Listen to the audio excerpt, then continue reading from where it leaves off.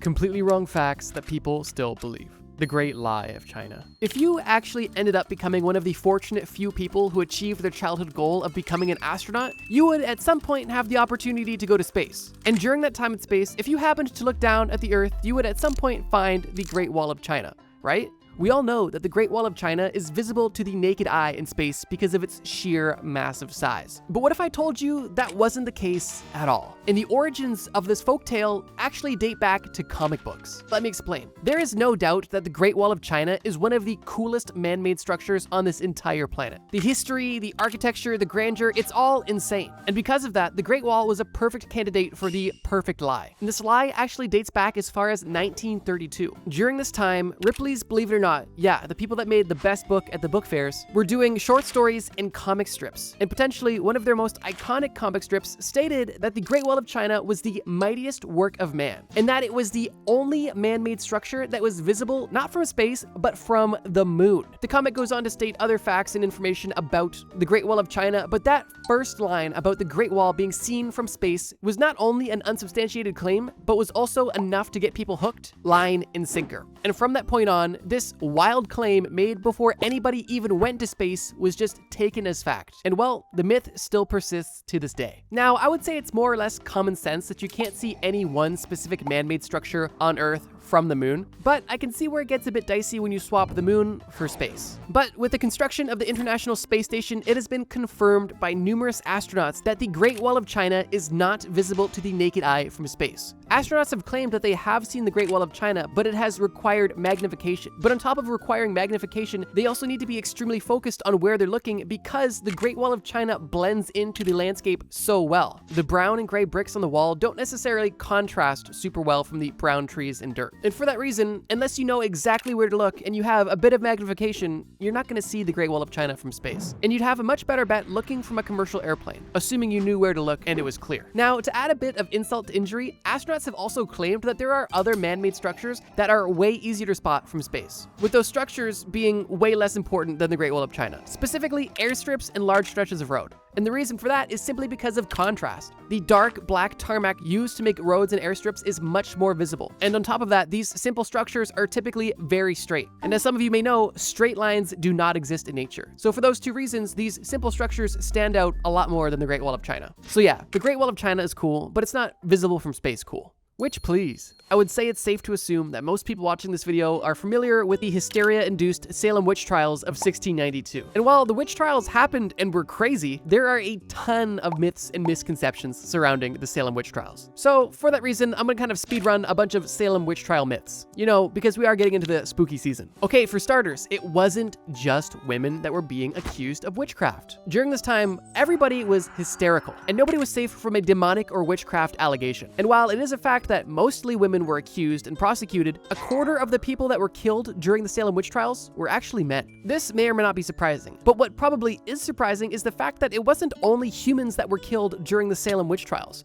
There was at least 2 dogs confirmed to be killed because they were accused and found guilty of witchcraft. And in these dogs' cases specifically, they were found guilty of being under the influence of witchcraft, which means that it wasn't even their fault, but they still died because of it, and that is sad. And speaking of deaths, I think the most common misconception about the Salem witch trials was that witches were burned at the stake. And while it's undeniable that at least 20 people were killed during the Salem witch trials, none of them were burned. That's right, 19 of them were hung, and 1 of them was crushed to death by rocks. Now, if you're saying to yourself, I know for a fact witches were burned at the stake, you're right, but it did not happen in Salem. All of the burnings that happened took place in Europe. And while the Salem witch trials only lasted roughly a year, there was multi-year-long hysteria and witch hunts that took place over in Europe that claimed the lives of thousands. And over there, they were burning witches left, right, and center. And I find that a bit interesting because Salem is now forever bound to the concept of witch hunts and witch trials. Although, compared to the witch trials that took place in Europe, what happened in Salem was really a drop in the bucket. Not to say that it was okay, but I mean, comparably, 20 deaths versus 1,000, you'd think they'd associate the practice with the Europeans. Or at least the Europoopans. Oh my god, that was so dumb.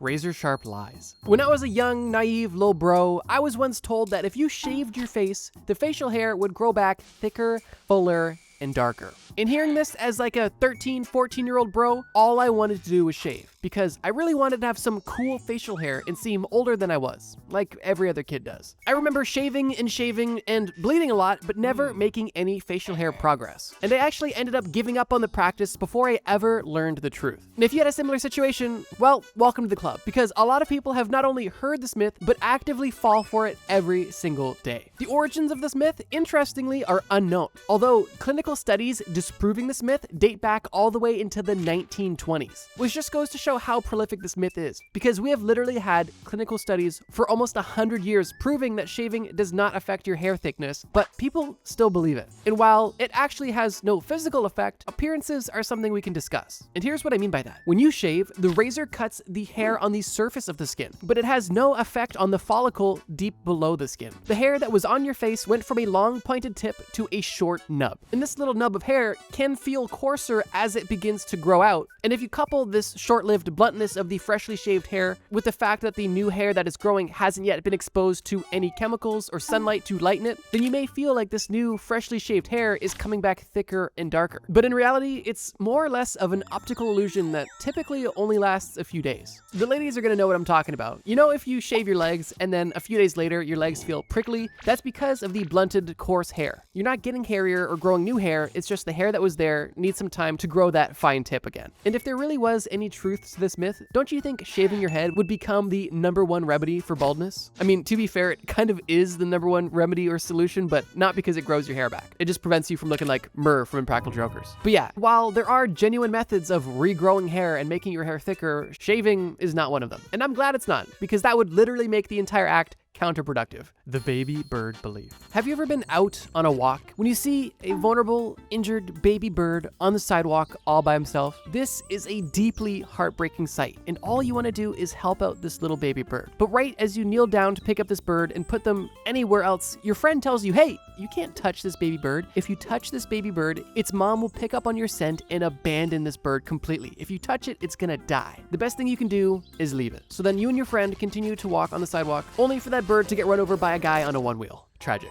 This is a myth that I definitely believed, actually up until recently, honestly, because I never thought about it too much, but I remember hearing this a lot when I was younger. Thinking about it now, it seems like a clever way for parents to make their kids not touch wild animals, but that's about as deep as it goes, because this claim is more or less of a folklore or a myth. When speaking about birds specifically, first of all, birds don't even have a very strong sense of smell to begin with. So scientists claim that it's highly unlikely that a bird would even be able to tell the difference whether or not their child has been touched by a human or not. And regardless of their lack of smell, birds are dedicated parents and go to pretty extreme lengths to ensure the survival of their children, even if that means killing one of their children, which sounds counterproductive, but I mean, if you've got 4 kids, one of them sucks, and you want at least 3 of them to live, you gotta get rid of the bad one, at least in bird logic. Now, with every myth, there's typically a kernel of truth. The kernel of truth is this. There is specific scenarios where birds will abandon their young, but it's not nearly as simple as, oh, if you touch the baby bird, it's done. What typically causes a bird to abandon its nest is if the bird's nest is simply too hostile to continue to live in. If the nest is consistently visited or even threatened by predators on a regular basis, and the bird's babies are still in the egg stage, then the parents may make the tough decision of abandoning the nest to begin a new one in a safer location. Although, if the chicks have been hatched, it's going to take a lot to scare away a parent bird from its nest. Although every bird is different, and there's definitely a fluctuation on commitment when it comes to bird parents. The general consensus is that birds that live longer are typically more picky and sensitive with their young, and potentially more likely to abandon their children. However, birds that live relatively shorter lives typically tend to be more committed to their children. And what's even more interesting is the fact that this doesn't only apply to birds. There are not many animals that will simply abandon their child because it has been encountered by a human,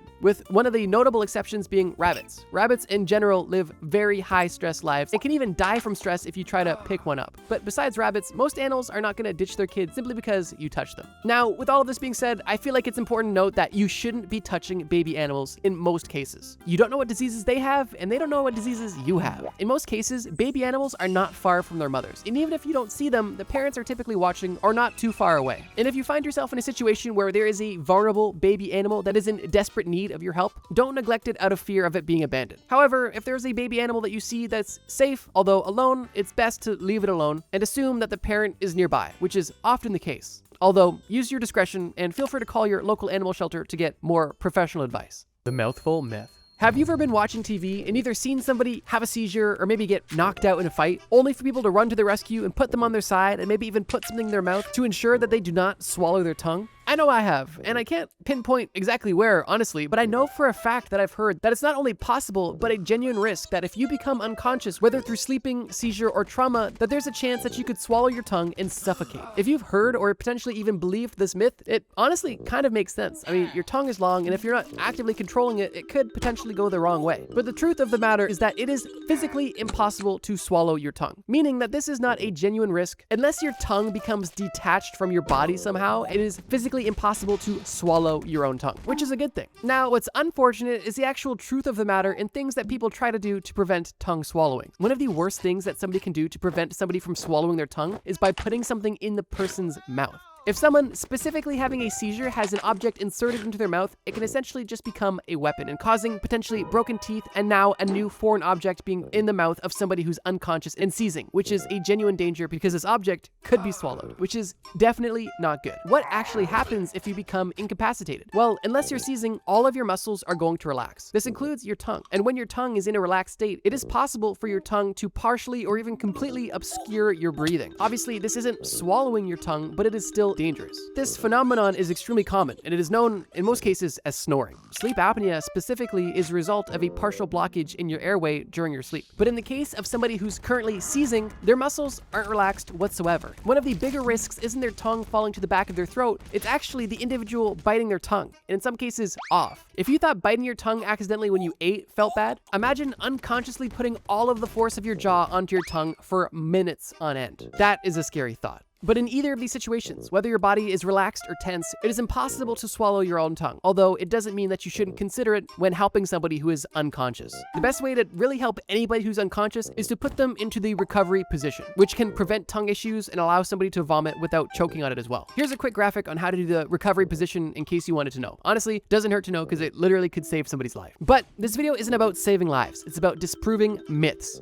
So let's keep going. Dead toenail tales. You and the neighbor kid are hanging out, and during this hangout, you guys get bored. And the neighbor kid says, hey, let me show you something. It's pretty cool. You follow him outside and you guys go on a short walk when you end up in a dark building in a basement. He turns on the light in this basement and all you see is doors on a wall. The neighbor kid opens one of these doors and pulls out a tray. And on this tray, disturbingly, is a dead body. You don't even believe what you're seeing at first and assume you're in a haunted house. When the neighbor kid confirms your worst nightmare, he says, look at this dead person. You reluctantly take a peek and say, yeah, what about it? When he tells you their hair and nails are still growing. Look, I was here yesterday, and their hair and nails weren't nearly this long. At that point, morbid curiosity takes over, and you take a look at their fingernails, which do look a bit long. But then you ask the neighbor kid, wait, you were here yesterday? And then you both decide to stop disturbing the dead and leave. That story, admittedly, was morbid, but it helps me paint the picture of this next misconception. Seemingly forever now, people have believed that after you die, you still continue to have hair and nail growth for some time after death. And whether or not this is something you've ever heard or believed, the reality is this. No human grows hair or grows their nails after death. Although, similar to the shaving thing, there is a bit of an optical illusion at play, and it is a morbid one. At this point, numerous dermatologists have debunked this myth simply by claiming is what you're seeing when you see potential nail growth or hair growth after someone dies isn't the actual growth of the hair or nails at all. What it is a dehydration of the body causing a retraction of the skin, appearing the hair and nails to seem larger or longer. And while that may give you some clarity, it still doesn't answer why you're hanging out with a dead body. But seriously, to grow hair and nails, your body needs to be 1, alive, and 2, able to regulate a complex hormonal system that allows the creation of hair and nails to even happen. And this is even a struggle for some people that are alive, let alone dead people. But leaving Will Smith's husband out of it, to further prove this point, we're going to now show you graphic images of dead people. 3, 2, I am just kidding, and I know some of you were kind of looking forward to it, and you need to seek help. Food fairy tales. Admittedly, transitioning from dead people to food isn't ideal, but here we are. And we've got a stinker. I would argue that most people have at least heard, or potentially even still believe, that eating turkey specifically makes you sleepy. And they might even have evidence to back it up, which I'll quickly explain. People that believe that turkey makes you feel sleepy believe this because there is a chemical known as tryptophan within turkey. Interestingly, there is scientific evidence that shows that tryptophan is involved in sleep and mood control and can even cause drowsiness. And L-tryptophan has even been sold and marketed as a sleep aid. So far, it seems like turkey making you sleepy is proven true, right? But here's where things get interesting. Because while all of this is true, turkey meat is not the only meat that contains tryptophan. For example, chicken and minced beef also contain nearly the exact same amount of tryptophan, roughly 350 milligrams per 150 grams of meat. But besides this, pork and cheese actually have more tryptophan than turkey, which kind of muddies up the equation a bit, because nobody talks about eating pork or cheese and then going to bed, or chicken or beef for that matter. It's always turkey. But to make things even more muddy, L-tryptophan supplements are typically recommended on an empty stomach to help maximize absorption. And if you're eating turkey with, a Thanksgiving meal with stuffing, with bread, with other things, your absorption of that tryptophan is going to be lower than if you were just eating turkey by itself, further reducing its effectiveness. I don't want to get all technical on you, but here's the truth. A lot of people believe that eating turkey specifically makes you sleepy because it's full of tryptophan. And while on the surface that seems like it's plausible, in reality, the reason why people feel so tired after eating a huge turkey meal, typically on Christmas or Thanksgiving, is because exactly that. They are eating a huge meal, and it's the meal itself that is causing the drowsiness. Any large, solid meal can induce sleepiness because of the increased blood flow and oxygen to the digestive system. And why that is because if there's extra blood and oxygen in your digestive tract, you know where it's not? In your brain, which means that you're literally going to feel more lethargic, and in most cases, sleepy. So yeah, turkey won't make you any more sleepier than chicken or beef would. And if you're sitting at Thanksgiving dinner wondering why your dad is asleep at the table, it's not because he had too much turkey. It's because he had 14 beers in the garage before dinner. The lazy brain legend. Quickly, if you guys are enjoying this video and would like to see me make another video on completely wrong facts, feel free to leave a like or leave a comment saying part 2. That way I know that you guys really want a follow-up to this video. Also, if you're part of the 70-something% of people that aren't subscribed, feel free to consider it. We make pretty good videos and we post every Friday. Now, let's talk about your lazy brain. We all know that in 2025, there is an endless supply of self-help gurus telling you that you need to be better and selling you the solution to be better. But the reality is, this business practice is nowhere near new, and people were even doing this as early as 1907. What were people saying in 1907? Well, they were saying that you are only using roughly 10% of your brain. And this slogan kind of got a lot of traction and allowed a lot of people to make a lot of money selling ways to tap into untapped potential within your brain. And from these claims dating back as early as 1907, people to this day still quote and believe that you only use roughly 10% of your brain. But is it really true? Well, according to evidence from studies of brain damage, brain imaging, localization of function within the brain, and even metabolic studies of the brain, people use much more than just 10% of their brains. Now, specifically focusing on the brain imaging studies, out of the countless brain imaging studies that have taken place, none of them have ever shown an area of the brain to be fully silent or inactive. What they did find was that many functions of the brain are highly localized, with different tasks being allocated to different parts of the brain, which is, I think at this point, relatively common knowledge, at least the left and right hemisphere part, but it obviously goes much deeper than that. But that alone kind of just disproves the entire myth that we only use 10% of our brain. It would make no sense for our most vital organ that is literally consuming most of our calories, at least compared to other organs, to be so dormant. It makes almost no sense, and I would probably argue that even when you are sleeping, or potentially even unconscious, you are using more than 10% of your brain because of all of the unconscious acts that your body is consistently doing. I would even argue that your dad passed out on the Thanksgiving table has more than 10% brain activity, even if he only has 10% of a normal brain. Regardless, outside of just imaging studies, neuroscientists have even probed individual, localized micro parts of the brain to test the response of single neurons. And even those tests revealed that there was no gaps or inactive areas. Everywhere that they probed in the brain was able to essentially respond to the stimuli, proving that all of the brain was active. And whether or not all of the brain is doing equal quality or efficient work is a different conversation. But the claim of 90% of the brain being unused is completely untrue,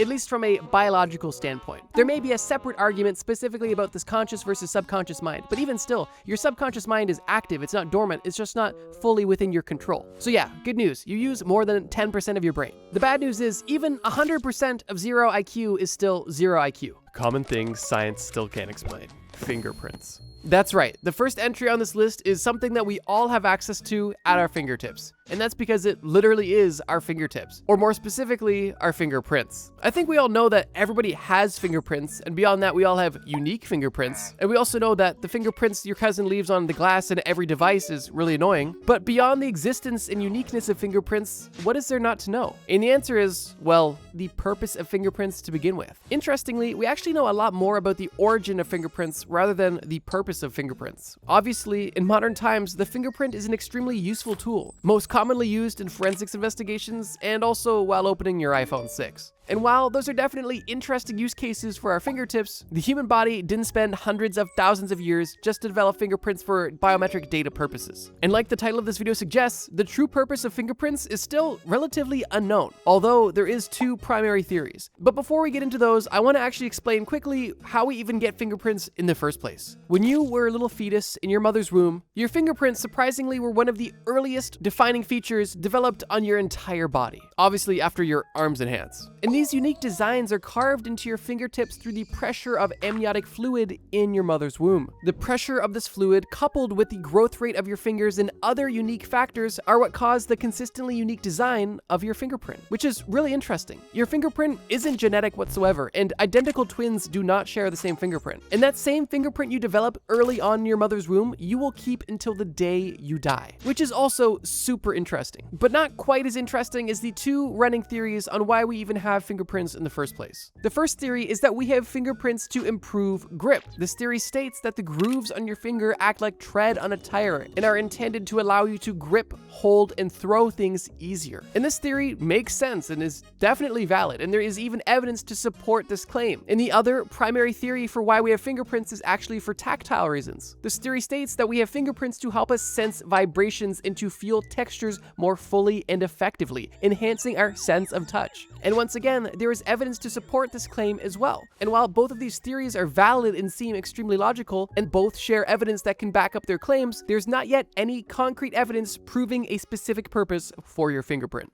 Alzheimer's. If you're watching this video, it's likely that you don't have Alzheimer's. But if you do have Alzheimer's, then it's likely you've seen this video before and just don't remember it. Regardless, Alzheimer's is unfortunately more common than you think, and most people watching this video have likely experienced Alzheimer's in one way or another. The reality of Alzheimer's is horrifying and truly upsetting, and that is coming from a bystander's perspective. I can only imagine the experience of somebody dealing with the trauma firsthand. But for how common Alzheimer's is and how much awareness is being brought to it these days, there are still so many things that are just completely unknown when it comes to Alzheimer's. I think it's important to note first and foremost that Alzheimer's and dementia are not the same thing, and while they are related, they're not interchangeable. And on top of that, Alzheimer's is not a natural part of human progression. While cognitive decline is normal as you age, the rapid and detrimental decline that happens with Alzheimer's is nowhere near normal. And for that reason, it's not called old-timers, it's called Alzheimer's. And I'm not even making this up. When I was a kid, I swear to God, I thought it was called old-timers because old people got it. And I'm just really hoping I'm not the only one who thought that. But tossing my own personal cognitive decline to the side, what is the cause of Alzheimer's? And the answer is complicated. As of today, the most common theory is that a combination of age-related brain changes, genetic factors, and environmental and lifestyle influences play a role in the development of Alzheimer's, although the exact biological root cause of the disease is still unknown. Basically meaning that there's a lot of ways you could potentially get Alzheimer's, like smoking all your life, or working shift work and having a bad circadian rhythm, or potentially being genetically predisposed. And while all of these may be a contributing factor, there's not yet one underlying causality. But with that being said, as of now, there are still two primary biomarkers that are believed to be tied to Alzheimer's. The first is amyloid beta plaques. And what amyloid beta plaques are actually buildup of amyloid beta, which is a part of amyloid precursor protein. What does amyloid precursor protein do in the brain, you might ask? Science doesn't know that either, but it's believed, but not proven, to have something to do with brain development. Regardless, patients with Alzheimer's will see this amyloid beta protein not being properly absorbed in the brain, causing it to clump together and create plaques, causing the eventual rapid decline in cognition. And the reason for this is because these amyloid plaques are actually toxic to the brain and cause cell death within your brain, which is why typically in Alzheimer's patients, you will see brains with massive holes in them, which honestly just adds a whole new layer of disturbing to this disease. But even the role of these amyloid plaques are debated, because recently there have been medications specifically designed to destroy these amyloid plaques in the brain. And unfortunately, these tests have not bred positive results, which has caused scientists to question whether or not this plaque is the root cause or simply a byproduct of a deeper, more unknown root cause. Oh yeah, and the other biomarker associated with Alzheimer's is another protein used in the brain known as tau. And similar to the other protein we just discussed, for patients with Alzheimer's, the tau in the brain is not used properly and is not absorbed and becomes tangled and creates, once again,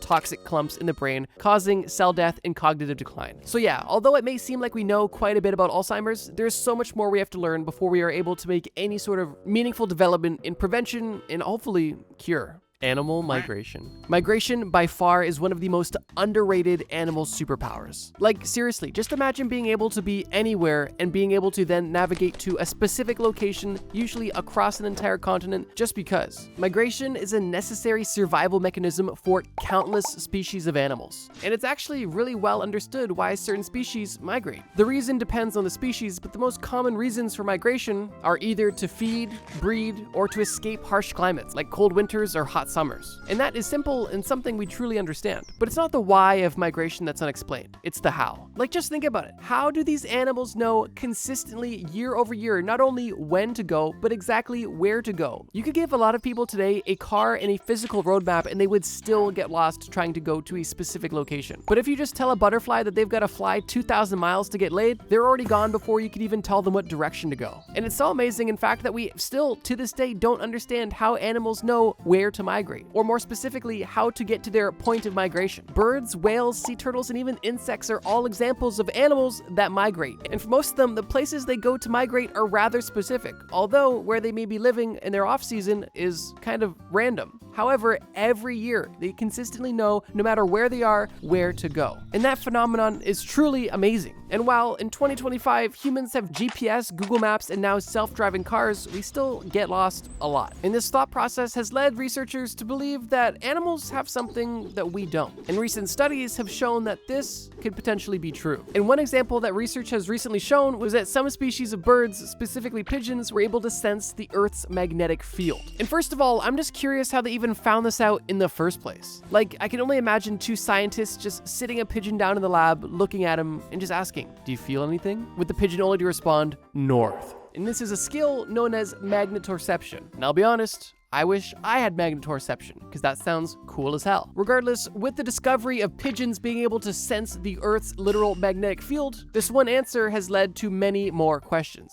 Like, how many other animals share this ability? And what other abilities exist in the animal kingdom that we don't even know about yet? And for animals with this ability, how do they even use this knowledge of the magnetic field to navigate properly and accurately? It's truly amazing. And I guess the human equivalent of this would be trying to understand how your broke, drunken uncle always makes his way down to Florida every time winter comes in Michigan. Like, your drunken uncle could be anywhere in the northern hemisphere for 7 months out of the year. But somehow, as soon as it just gets a little chilly, he teleports to Florida. But nobody knows how he got there. It's just like that. The placebo effect. The placebo effect is a staple in modern medicine testing because of how prevalent this effect is. To summarize the placebo effect, it's essentially just suggestibility. It's your mind believing something to be true and your body kind of following suit. And while that's a bit of an oversimplification, the results of the placebo effect are amazing, but also mysterious. The placebo effect is so strong and so common that anytime a new drug is tested to bring to market, they literally have to test the new drug that's being proposed against a placebo to make sure that the drug is actually effective and not just seeming effective due to the placebo effect. For example, let's just say you're trying to develop a new drug that helps people with stomach pain. Now, let's say for a study, you find 100 people that have frequent stomach pain. You divide this group into two smaller groups, a treatment group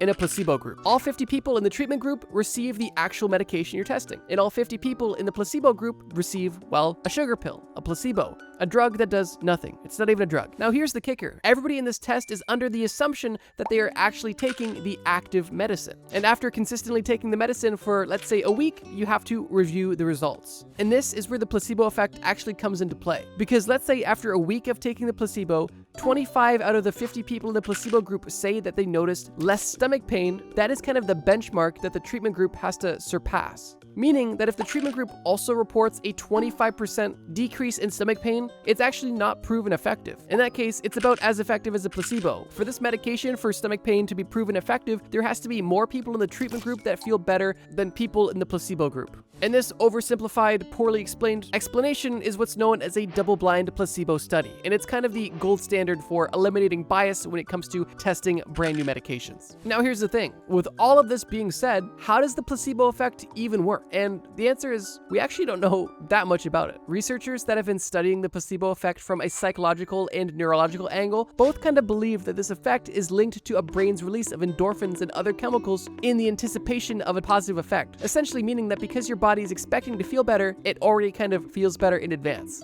But this isn't proven and is really only a going theory. And despite there being literally decades of study on the placebo effect up until this point, the exact mechanisms behind the placebo effect are completely unknown, making one of the staples of modern medicine testing an effective and life-saving mystery. The Twilight Zone. No, not that Twilight Zone, this Twilight Zone. Home of this, and this. The Twilight Zone is located 200 to 1,000 meters below the ocean surface. And it's known as the Twilight Zone because it is a region underwater where sunlight barely penetrates. It's too dark for any sort of photosynthesis, but it's not quite pitch black yet. And it's this unique region that is one of the least explored habitats on all of planet Earth. One notable resident of this area is the lanternfish, which is pretty cool, but also completely insane, and kind of goes to show how weird this area is. Like, we all know that jellyfish are like just weird creatures, but deep sea jellyfish are on a whole nother level. Like, I was just watching a documentary where some jellyfish literally asexually reproduce and basically just spawn new jellyfish, kind of like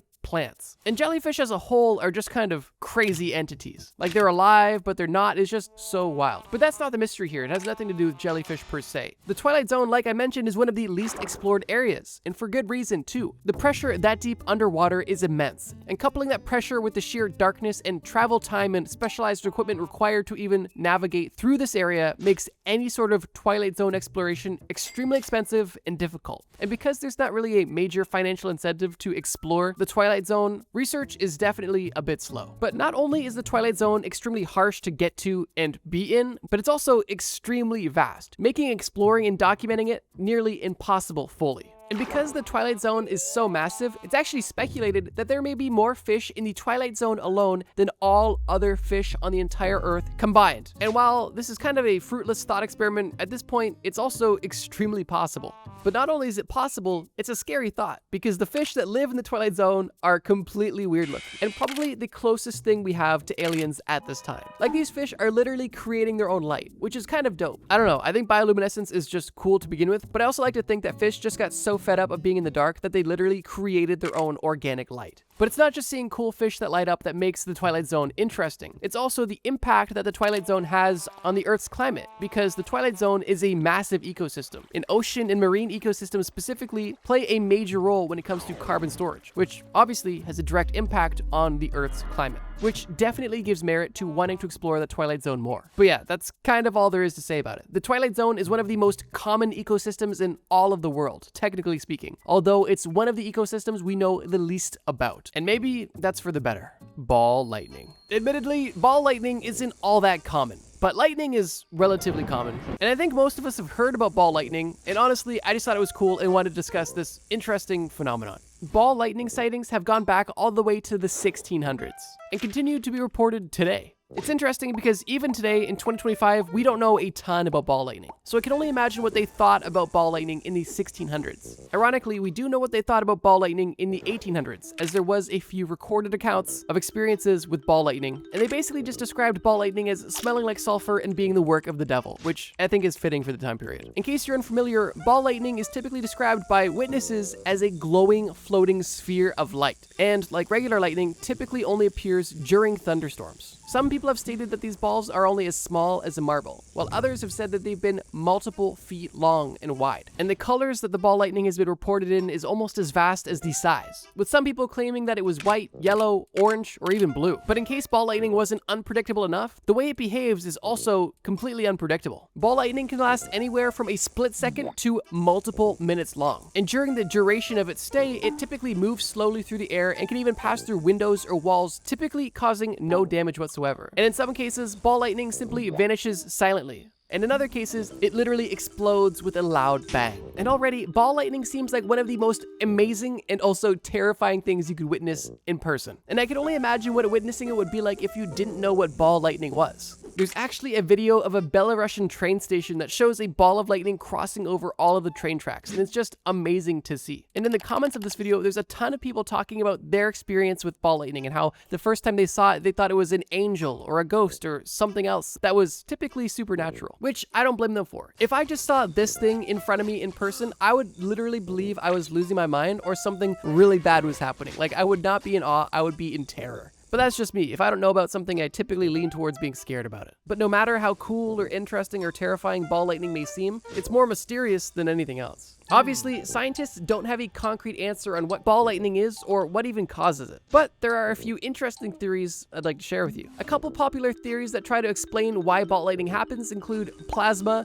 burning particles in the air, and even electromagnetic fields. And honestly, they're all kind of vague explanations and potentially could be partially true, but like I mentioned, we just don't know. And one of the biggest reasons why we don't know is because of how rare ball lightning is. It's almost impossible to replicate in a controlled environment, meaning that we're at the mercy of nature providing it to us to study it. And as you can imagine, ball lightning doesn't roll into a lot of labs all that often. And well-equipped scientists typically don't run into ball lightning all that often either, leaving a lot of the thought around ball lightning to be up to speculation and based off of reviewing videos posted online. And if you've made it this far in the video, let me know. If you saw ball lightning out in the wild, would you be terrified or would you be intrigued? I think the honest answer is both. And I guess while we're being honest, let me ask you, do you like watching Trust Me Bro videos? Because if you do, feel free to subscribe. We make videos every single week. Now, let's get on to the last section. Slime mold. Slime mold, or scientifically known as Physarum polycephalum, is not mold, nor slime, nor fungi. It's actually known as a protist. And what makes it unique is that it's actually a single-celled organism. That's right, this jelly-looking, goo-looking thing is actually one organism, although it is full of nuclei.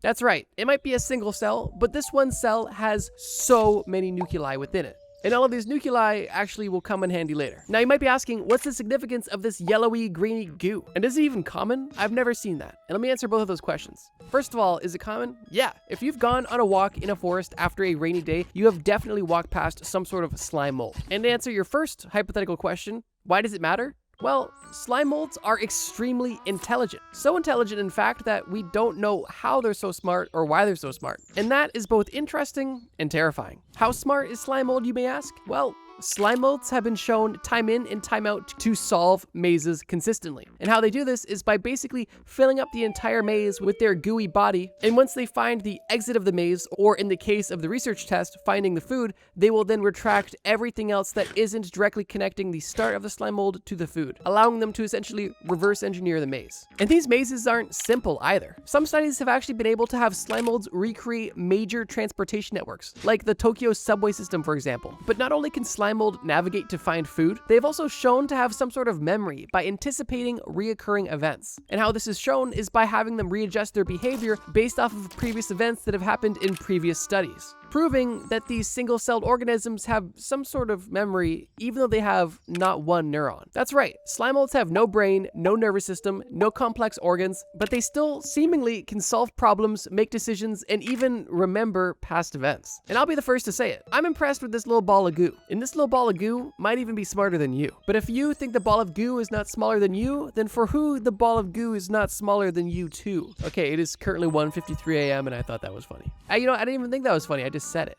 Regardless, the ways in which slime molds achieves any sort of intelligence to scientists is completely unclear. Although, like some of the other entries on this list, the scientists have their theories. And what's currently believed is that the network-like structure of neurons within the slime mold allows the slime mold to process information through chemical signals, essentially allowing it to have a brain without having a brain. And this method of thinking, or I guess thoughtlessness, on the slime mold's part has actually inspired scientists in specific fields like robotics and computing to try to use slime molds to find clues on how to build more efficient self-organizing systems, seeing as the slime mold's pretty good at doing that. And while there's not much more known about the slime mold's intelligence at this time, the fact that this single-celled organism can seemingly think without a brain has definitely inspired engineers and scientists alike. But for now, the mind of this little ball of goo is an enigma. The secret meaning behind every dream. Picture this. You tuck yourself into bed, getting cozy, ready for a well-deserved night's sleep, when almost instantly after closing your eyes and falling asleep, you find yourself having the most odd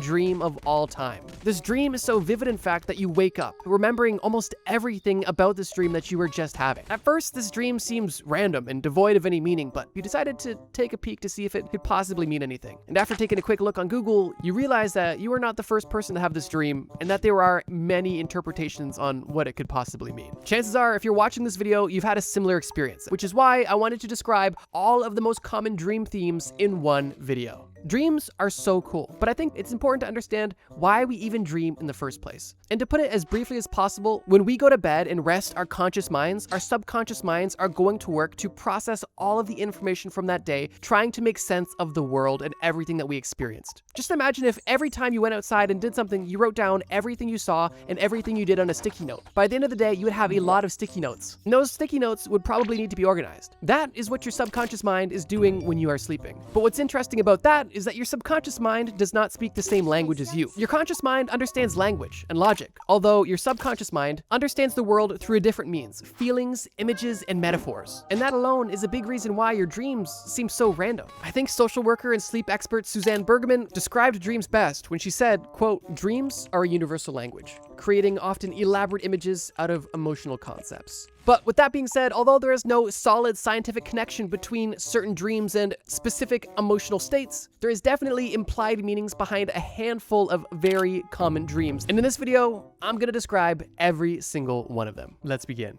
Dreaming of falling.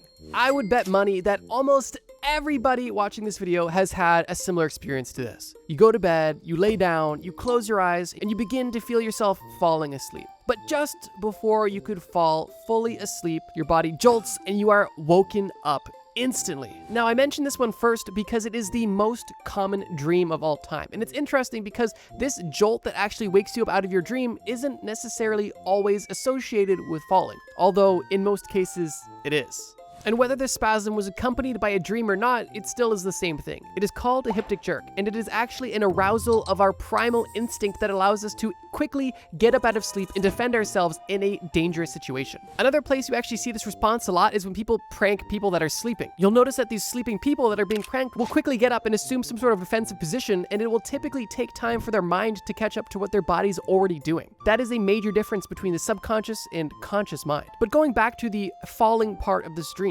why do people dream about falling specifically? Just think about it. When you are falling, you are in likely the most vulnerable state you can be in. You are simply at the whim of gravity, waiting for whatever the outcome of this fall may be to happen. So for that reason, falling is a pretty good metaphor for feeling like you're losing control in your life, or at least fearful or anxious of losing that control. And this control could be anything. You could feel like you're losing control to bad habits. You could feel like you're losing control of who you truly are. You could feel like you're losing control of your life because your school schedule is so packed or your job is too overbearing. There are a plethora of life situations that could cause you to feel these feelings, but in most cases, when people experience a dream of falling, the most common interpretation of this is that the person experiencing that dream is feeling anxiety, fear, and most prominently, a sense of losing control. Being chased. Falling was definitely the most commonly reported dream, but I can only imagine that being chased was a close second, because for me personally, this is a dream that I've had throughout my entire life. And I would imagine you've had a similar dream as well. And the deeper or secret meaning behind this dream is actually pretty self-explanatory. And the commonly accepted meaning is that this dream is a feeling of avoidance. In the dream that you experienced, you could have been chased by a murderer, a monster, a killer, an animal, a bear, whatever it may be, but no matter what was chasing you or in what scenario, the usual suspect for this chasing dream to even come about is because of an inner conflict that you either subconsciously or maybe even consciously know that you're avoiding. And even with this small bit of context, things may start to make a bit more sense. Like for example, if you go to bed tonight and you just dream that you're being chased by a bear, you're going to wake up thinking you had a nightmare and it was random. But if you understand the context that typically in dreams where you're being chased, you are reminding yourself that there is an internal conflict that you have not resolved,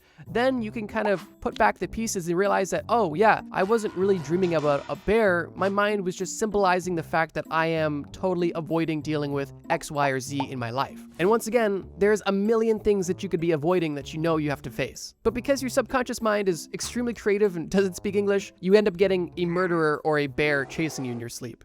Teeth falling out. We're starting to get a bit more niche here, but this is actually another dream that I have personally experienced. In my specific situation, I was just dreaming that I was in the bathroom and I looked in the mirror. And as I looked in the mirror, my teeth were extremely loose and I was actually able to touch them and they were just falling out. Obviously, this dream was rather disturbing and it grossed me out. And when I woke up, I remembered it vividly and was pretty unsettled by it. So unsettled that it caused me to actually Google what this could possibly mean. And it was that entire experience that later inspired this exact video. But with that being said, what could teeth falling out mean in a dream? Does it mean that you subconsciously know you need to brush your teeth more? And while in most cases that isn't the case, I would say that's definitely not impossible either. Like I said, this is all interpretation. And for example, if you did know that you had to brush your teeth and you weren't, and you dreamt about it, that could very well be the reason why. But in most cases, why people dream of their teeth falling out is much deeper and much more severe. In short, dreams of losing teeth is most often linked to stress, fear, and uncertainty. At this point, a common theme, but it goes a bit deeper. In some beliefs, teeth symbolize stability and security. So if your mind is creating dreams where this symbol of security and stability is just falling out of your mouth, that could be a representation of how you feel in your waking life. Do you have a pain that you are just simply not addressing, or are you simply stressed out? Any of these situations could potentially cause you to have a dream about losing your teeth. And if you've personally ever experienced a similar sort of dream, think about what was going on in your life during the time, and if there was anything that you could pinpoint that could have potentially caused this dream. Losing your hair.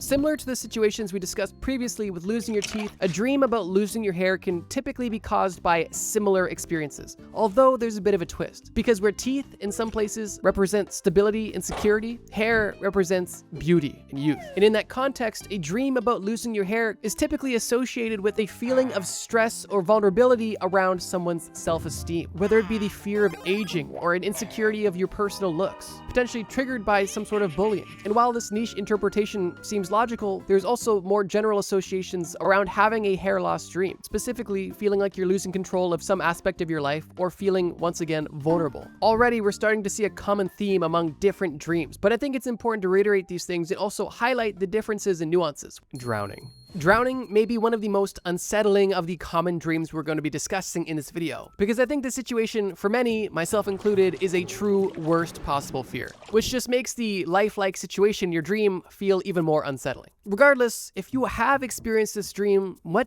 could it possibly mean? And similar to the first dream we discussed of falling, drowning has a very similar interpretation, specifically feeling either overwhelmed or, once again, out of control in your life. But it does go a bit deeper than that, because drowning is typically associated with the feeling of being smothered. And while there is an endless amount of things that could make you feel smothered in life, these dreams are typically triggered by either a situation that is so overbearing, emotions that are at this point too strong to care anymore, or responsibilities that you have that you feel like are literally drowning you. Drowning, like falling, is another situation where you are completely out of control. It's you versus Mother Nature. And while you may not be falling, waiting to hit the ground, with drowning, I think it might almost be worse, because you are consistently fighting against the waves in the water, just trying to stay afloat, knowing that eventually you're going under. If you've personally experienced a drowning dream, try to reflect. Was this around a time where you felt overwhelmed by something in your life? Potentially you just had too much on your plate with school, sports, life, family, friends. Maybe you were going through something really tough and the emotions were just too much to bear at times. Like I mentioned, all of these dreams are different interpretations, and they could also be triggered by a number of life situations. But most typically, drowning is interpreted as feeling overwhelmed and out of control. Fighting. Fighting dreams are very common, but also, interestingly, very intense. Now, that sounds a bit odd to say on this list where most of these dreams are intense, but I think out of all of them, fighting is some of the most intense because it literally activates the neurochemicals that would activate your fight, flight, or freeze response. But that being said, if you have this dream about fighting, what does it mean? And there's actually, obviously, a lot of interpretations, but there's a few primary ones depending on who you're fighting. If you have a dream about physically fighting somebody that you know in your daily life, let's say this is a friend of yours, that dream would typically be symbolic that you have some sort of unsettled trauma or dispute or negative emotions that have not been fully sorted out. And this dream could be your subconscious mind trying to remind you that we need to do something about this situation. And I think this interpretation is somewhat obvious. I think this is one of those dreams that you don't necessarily need to Google. Like if you had a dream about fighting your friend and you knew that this friend owed you money, you could be able to put two and two together. Although if you had this dream and you didn't think you had any issue with your friend, but then you sat and thought about it and realized that, oh, actually, last time I saw this guy, he said something that rubbed me the wrong way, but I kind of let it slide.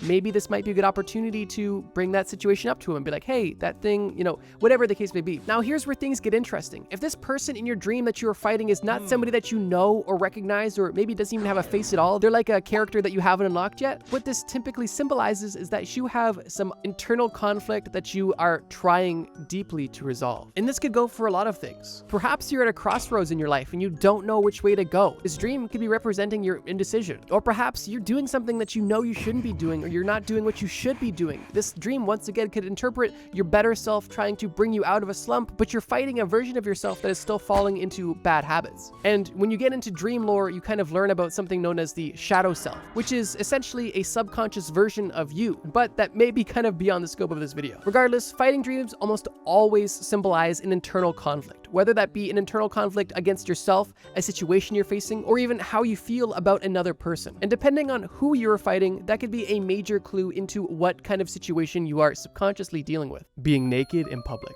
Okay, this one isn't just a dream, it's the dream. Totally joking, but I'm glad that this one isn't as tense as the other ones, although the meaning is still just as serious. I think this is another one of those dreams that isn't necessarily extremely difficult to try to decode on a surface level, but there are some nuances that we'll get into. I think intuitively we kind of all understand that a dream of being naked in a public place can be symbolic for feeling vulnerable, but I think even taking it a step deeper than that, this imagery can be symbolic of insecurities that you're feeling, a need for acceptance, or potentially a fear of judgment or criticism. If you're at a place in your life where you feel like you are under immense pressure and being judged and criticized at every move, you may be dreaming of being naked because for how much you're being judged in your day-to-day life, you might as well just be naked because everybody looks at you so weird and sees you as alien, or at least that may be how your subconscious mind, understands that criticism. When you get criticized or called out, you feel exposed. You feel literally vulnerable and alone, and the same sort of situation exists when you are naked in public. You're the only person with no clothes on and everybody's looking at you. This dream is funny to think about, but it's definitely an uncomfortable dream to have, and it's once again rooted in some pretty serious negative emotions.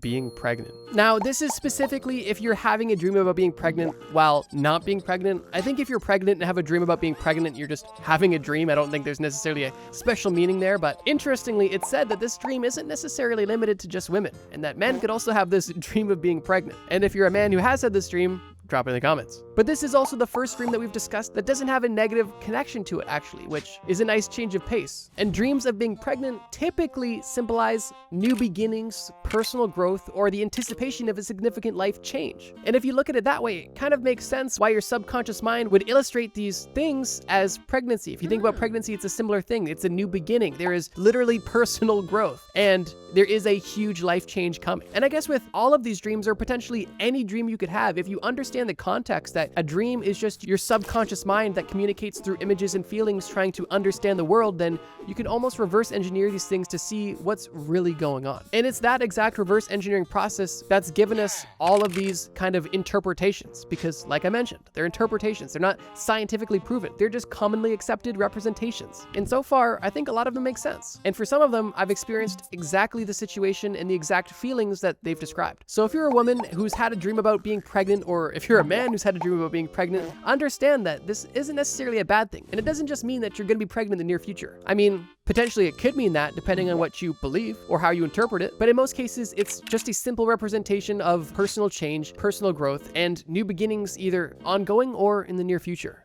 Death. Taking almost a 180 from dreams of being pregnant, we have dreams of dying. Now, interestingly, dreams of dying have typically very similar associations to dreams of being pregnant, which is why I put them side by side. Now, on the surface, a dream of yourself personally dying could be one of the scariest and most upsetting dreams you can have. And in some cases, and in some cultures, this dream is taken literally, and it means that, oh, this is a sign that I'm gonna die soon. Which, I mean, depending what you believe, maybe it could be the case, but in most instances, that isn't the case at all, and that's typically not what your subconscious is trying to tell you. Similar to how your subconscious mind illustrates a new beginning as a pregnancy, your brain could also take the same input and illustrate death. But this isn't necessarily the death of you. This could be the death of a chapter in your life. Whether it be you start a new relationship, you end a relationship, you start a new job, you start thinking a different way, you start working out, whatever major life change is happening in your life, there is a death of the old version of yourself, and potentially even the death of something in your life, like a job or a schooling system or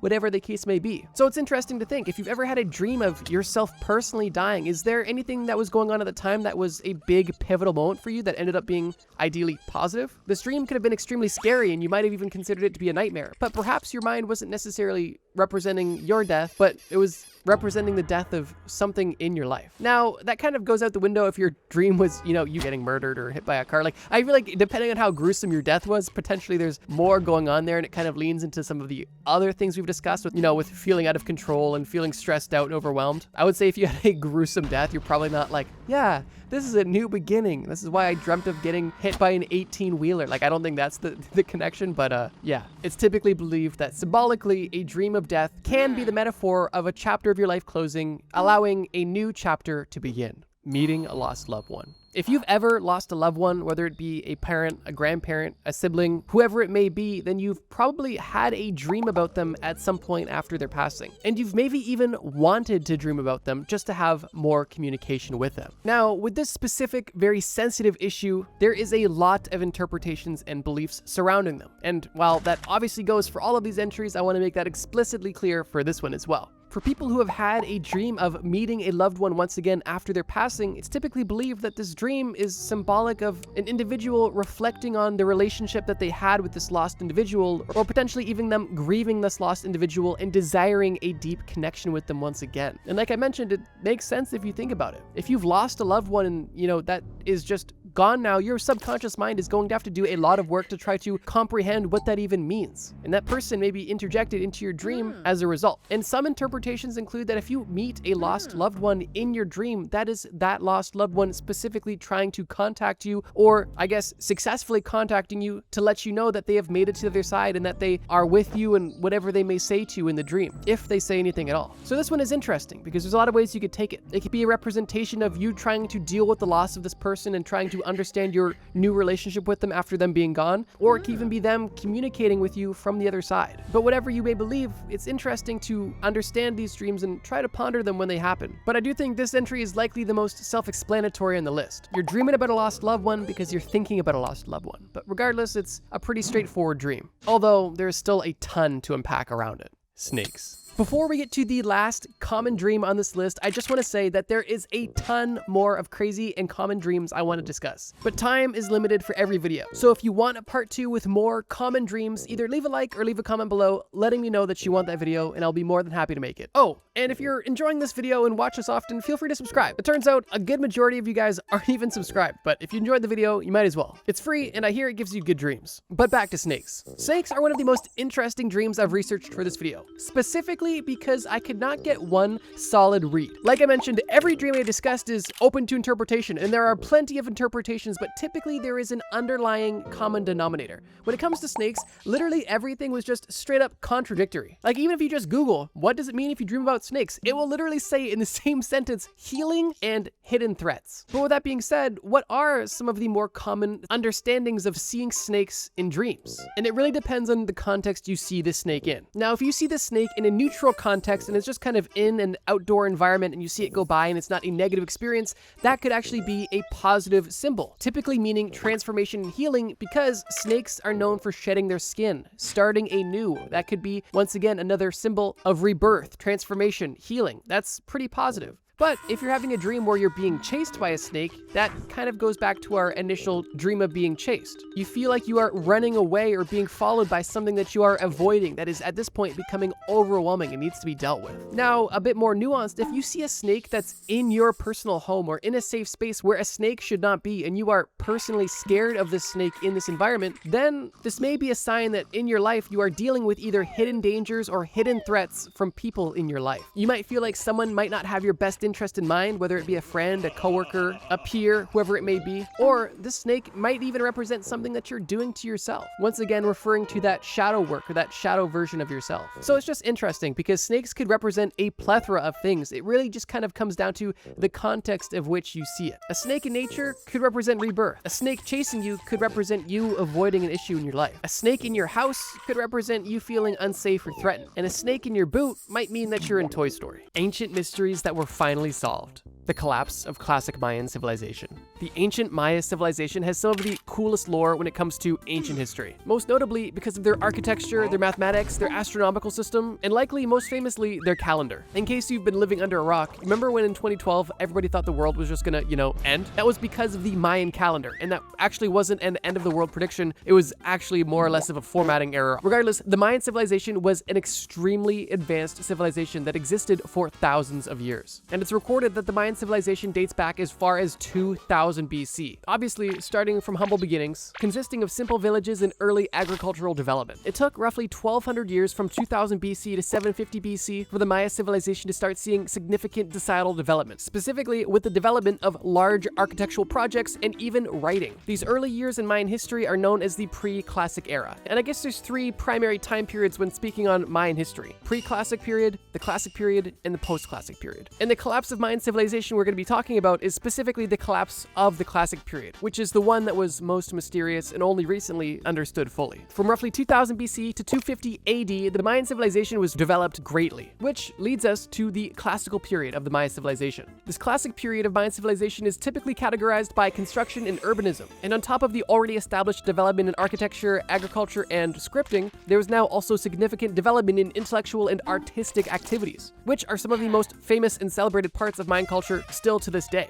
During this classic period from 250 AD to 900 AD, there was cities with populations as large as 120,000 people, and there was numerous cities spread across all of Maya with established trade networks connecting all of them. But this major development brings us to our first historical mystery. From the ancient times going back as far as 2000 BC to more early modern times in 900 AD, the Mayan civilization saw immense development in almost every aspect of society. They had trade, architecture, agriculture, literature, art. It seemed like the Mayan civilization only had progress. But then something interesting happened. During the 9th century, it seemed like almost out of nowhere, Mayan cities were just collapsing and being abandoned, leaving these prosperous and developed cities to essentially rot for a reason that no archaeologist could understand until now. For the longest time, archaeologists that dedicated their life to understand the Mayans could not pin a single answer to this question. What happened to classic Mayan civilization? There was no one ice age or asteroid or army or anything they could pin on this time frame to draw a reasonable conclusion to why such a developed and growing civilization would essentially just abandon their homeland. That was until 2012, when it was discovered that there was no one reason for the collapse of classic Maya. It was actually a combination of issues that caused an interconnected crisis, and it took experts from a plethora of different studies to kind of come to this conclusion, including archaeologists, scientists, and satellite imaging experts. But here's the conclusion that they eventually came to. One of the biggest factors that played a major role in these classic Mayan cities being abandoned was essentially a major political collapse. And even that collapse is multifaceted, because even that political instability was caused by a number of factors. So before we just blame everything on political instability, let's kind of look at the landscape of the time. Near the end of the classic Maya civilization, there was a lot going wrong. Specifically, deforestation, overpopulation, and drought, which all ultimately led to a massive lack of food. At this point in time, there was already a multi-decade-long drought going on in the area. Little to no rain, streams drying up, and soil fertility was at an all-time low. Coupling this with environmental stress from the deforestation, paired with also an exponentially growing population at the time, meant that things were only destined to fail. And because of this, the thriving developed city that was sustaining all of this life and growth was now crumbling beneath its feet because it couldn't sustain all of these people. But on top of people just being too crowded and too hungry, the current system of government almost had no capabilities of solving this issue at all. Specifically because the classic Mayan civilization was based on the ritual authority of the ruler, which means the Mayan ruler was only able to control things like construction, warfare, and ritual. Essentially things that only related to the Mayan tradition. But things like agriculture, food trade, and food distribution were completely out of the ruler's hands, meaning that there was no real system of power in place that could help end these ongoing issues that were at this point exponential. And because of the ongoing drought, the exponential growth of the population, and the lack of agricultural support, people had no other chance than to abandon these cities that they were living in, and most people ended up heading northward, abandoning this classic Mayan civilization that they had spent, at this point, thousands of years building. And while this 2012 conclusion kind of solves the mystery of what happened to classic Maya, the story of the Mayan civilization doesn't end there, because Mayan history didn't die out with classic Maya. There is still a post-classic period that went on, although it's an unfortunate one. This political instability that was experienced in classic Maya kind of echoed through post-classic Maya, and this continued instability didn't allow the Mayan people to settle as quickly and rebuild as they would have in previous times. But the major nail in the coffin, which was no mystery, was what happened at the very end of all Mayan civilization, which happened in the mid-1500s, and can be summarized in two words: Spanish conquests. The post-classic Mayan civilization was simply no match for the germs, steel, and armies that the Spanish had at the time. And while the Mayan civilization obviously no longer exists today, their descendants definitely do. And globally, there's over 6 million people that are still speaking the 28 different Mayan languages. Most of these people living in similar areas to where their ancestors did, which is pretty cool that their culture is able to live on. But yeah, archaeologists were stumped why Mayan civilization seemingly had a random exodus during the 9th century, and it took all the way up until 2012 for this solution to be unveiled. Self-healing Roman concrete. At this point, I really don't think I need to explain why the Roman Empire was so impressive. The feats and lore of ancient Rome and the Roman Empire are just so cool. And we've talked about a lot of this history on this channel. Actually, my second video ever on this channel was about why Rome even fell in the first place. But that brings us to our next mystery. As I'm hoping most of you know, Rome fell a very long time ago. Although in the modern day, we still have a lot of architecture from ancient Rome and the Roman Empire. And this has puzzled archaeologists for centuries. And it's a reasonable question. How did the Romans have such effective, long-lasting structures made out of concrete that didn't have rebar and they didn't have any of the modern math or tools or tricks that we have today with our modern concrete structures? There's a saying that goes, modern times require modern solutions, but I think there should also be a saying, ancient times require ancient solutions. And the ancient solutions that the Romans used for their concrete was genius. And it's definitely not an accident that so many Roman ruins are still in remarkable condition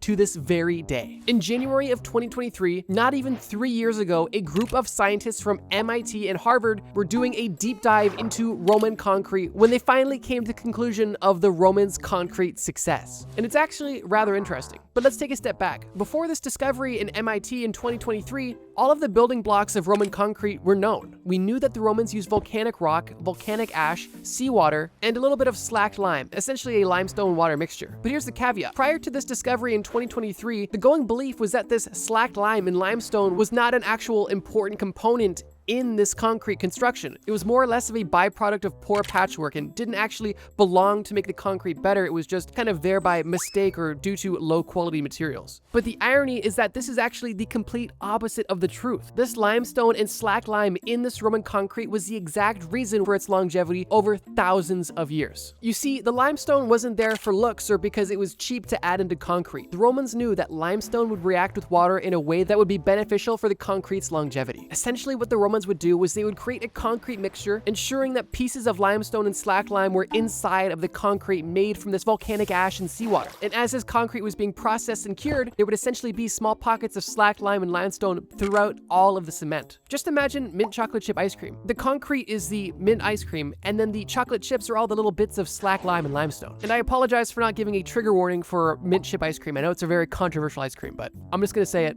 I like it. Back to the mystery though, although this limestone didn't necessarily serve a huge purpose when the concrete was fresh and intact, as the concrete would begin to settle and shift and crack over time, this would expose the chunks of slacked lime and limestone. And this is exactly where the magic happens. As these bits of slacked lime and limestone would be exposed, water would begin to enter these cracks, and the reaction between the limestone and the water would cause a chemical reaction that would essentially begin to self-heal the concrete. And this seemingly rudimentary solution was actually the cornerstone of Roman concrete success, and the solution to a mystery that went on for decades. Strange Peruvian holes. Imagine you're an archaeologist in the early 1900s walking through rural Peru. It's hot, sunny, and you're getting pretty miserable when you notice a strange structure in the ground. It's a spirally, rocky thing, and you have no idea what it is. You take note of it, but keep moving, because it honestly could be anything. When eventually you notice another one, and then another one. You notice at this point so many throughout the day that you just can no longer ignore it, and you make a note of it. You bring it back to your archaeological buddies, but nobody has an answer. Nobody's seen these before, and they're not quite sure what these are or what their purpose was. These strange structures in the deserts of southern Peru likely had a purpose, but what was that purpose? The ancient Nazca people lived here, but were they advanced enough to build anything like this? And if they were building these things, what were they building them for? You ditch your friends and go to the library to try to find any archaeological archives of these structures existing, and there's really nothing you can find. You've been able to read historical accounts confirming that other people have seen these in the past, although any historical data is scarce, and there's absolutely no answer about them, only an acknowledgement of their existence. So at this point, you're stumped. And with this discovery, you set out on a journey for answers, but what you end up starting is a massive conspiracy theory on what these things could be. Decades after you first saw these in the early 1900s, theories are becoming more and more widespread as other archaeologists have began to study the Nazca area of Peru. At this point, it was believed that the Nazca people had pre-Columbian origins in this region, with a culture that likely flourished from 100 BC to 800 AD. But it was also believed that these structures were similar to Spanish mines and subterranean canals. And so by some, it was initially believed that these structures structures were potentially Spanish, although that theory was soon to be proven very wrong. In the late 2000s and early 2010s, a group of Italian researchers and archaeologists decided to study the Nazca area of Peru using satellite imaging, something that at that point hadn't been done yet for this purpose.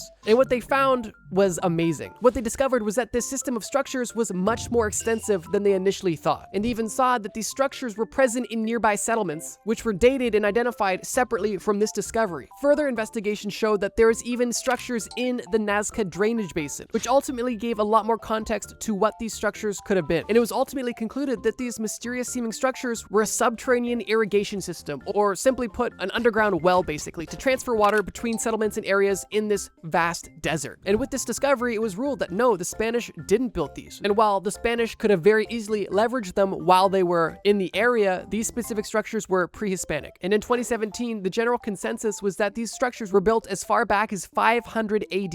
And the combination of all of these discoveries definitely made some archaeologists reconsider how advanced they believed the Nazca people to be. The 4,000-year-old comb. In 2016, a group of archaeologists were in the ruins of Lachish, an ancient Canaanite city-state which is located in modern-day Israel. During this dig, they found a very interesting artifact that ended up being a very significant discovery for ancient language. During this dig, one of the archaeologists found an ivory comb. It doesn't really sound super exciting until you understand that this ivory comb was literally 3,700 years old. This ivory comb was made out of elephant ivory. And while this discovery in this artifact is amazing, it doesn't end there. On this small comb, there was a very faint and small sentence written. But what was interesting was, even though this artifact was extremely old, nearly 4,000 years old, the sentence that was written used the phonetic alphabet, which was extremely uncommon for this time. Typically during this time frame, hieroglyphs or other forms of script were what people used. So finding the phonetic alphabet was very interesting. But while this ancient artifact was cool, the mystery still stood. What did this say? And this mystery was actually relatively short-lived, as after it was found in 2016, the code was deciphered in 2021. And what was engraved on the comb goes as follows: "May this tusk root out the lice of the hair and the beard." And I guess this was more or less of a blessing of your hair, or maybe a threat against potential lice living in your hair. Regardless, it's so cool that they were actually able to translate what was on this 4,000-year-old artifact. And historians believe that this artifact likely came from Egypt, because the region in which this artifact was found had no elephants anywhere nearby. And it was believed that this artifact was owned by a wealthy trader who was able to get luxury goods from other parts of the world. And who knows, maybe even just getting lice out of your hair during this time period was a luxury. So if I was one of the archaeologists on this dig, assuming that the structural integrity was solid on this comb, I would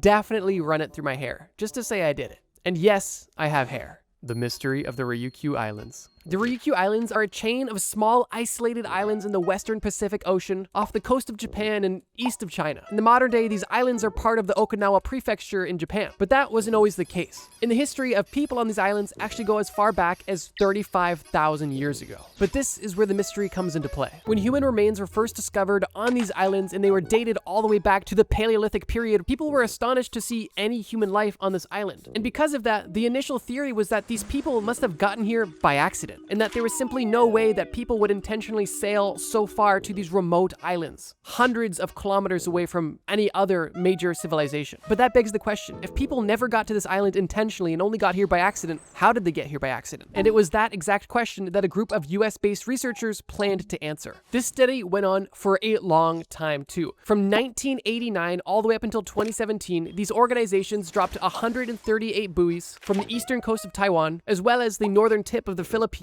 And they picked both of these two locations specifically because they were part of the Kuroshio Current, the world's fastest ocean current that literally almost hasn't changed in the last 100,000 years, so the data should be relatively consistent. And what they found after dropping all of these buoys from both of these locations, out of 138 of these buoys, none of them floated to these islands, and only 4 of them floated within a 20-kilometer radius of any of the islands, basically blowing up the theory that the humans that were on this island got there by accident, and further validated the theory that prehistoric humans set sail intentionally to find these islands and intentionally inhabited them. And it's just interesting because 35,000 years ago, these prehistoric humans were getting on boats and floating to undiscovered islands. And while this doesn't necessarily confirm that this is exactly what happened, researchers that were part of the project did say, quote, "It was more likely that the early seafarers had more carefully plotted their courses than had been assumed," which I think is a nice way of saying we underestimated these fuzzballs. But at least it does shine light on how these people even got to this island in the first place. Ancient perfume. Here's the deal. We we live very differently from our ancient ancestors, but we actually kind of share a lot of similar traits and even in some cases luxuries. And one example of that is perfume. Nowadays, it never hurts to put on a little Dior Sauvage, or maybe if you're in middle school, a little Axe body spray to,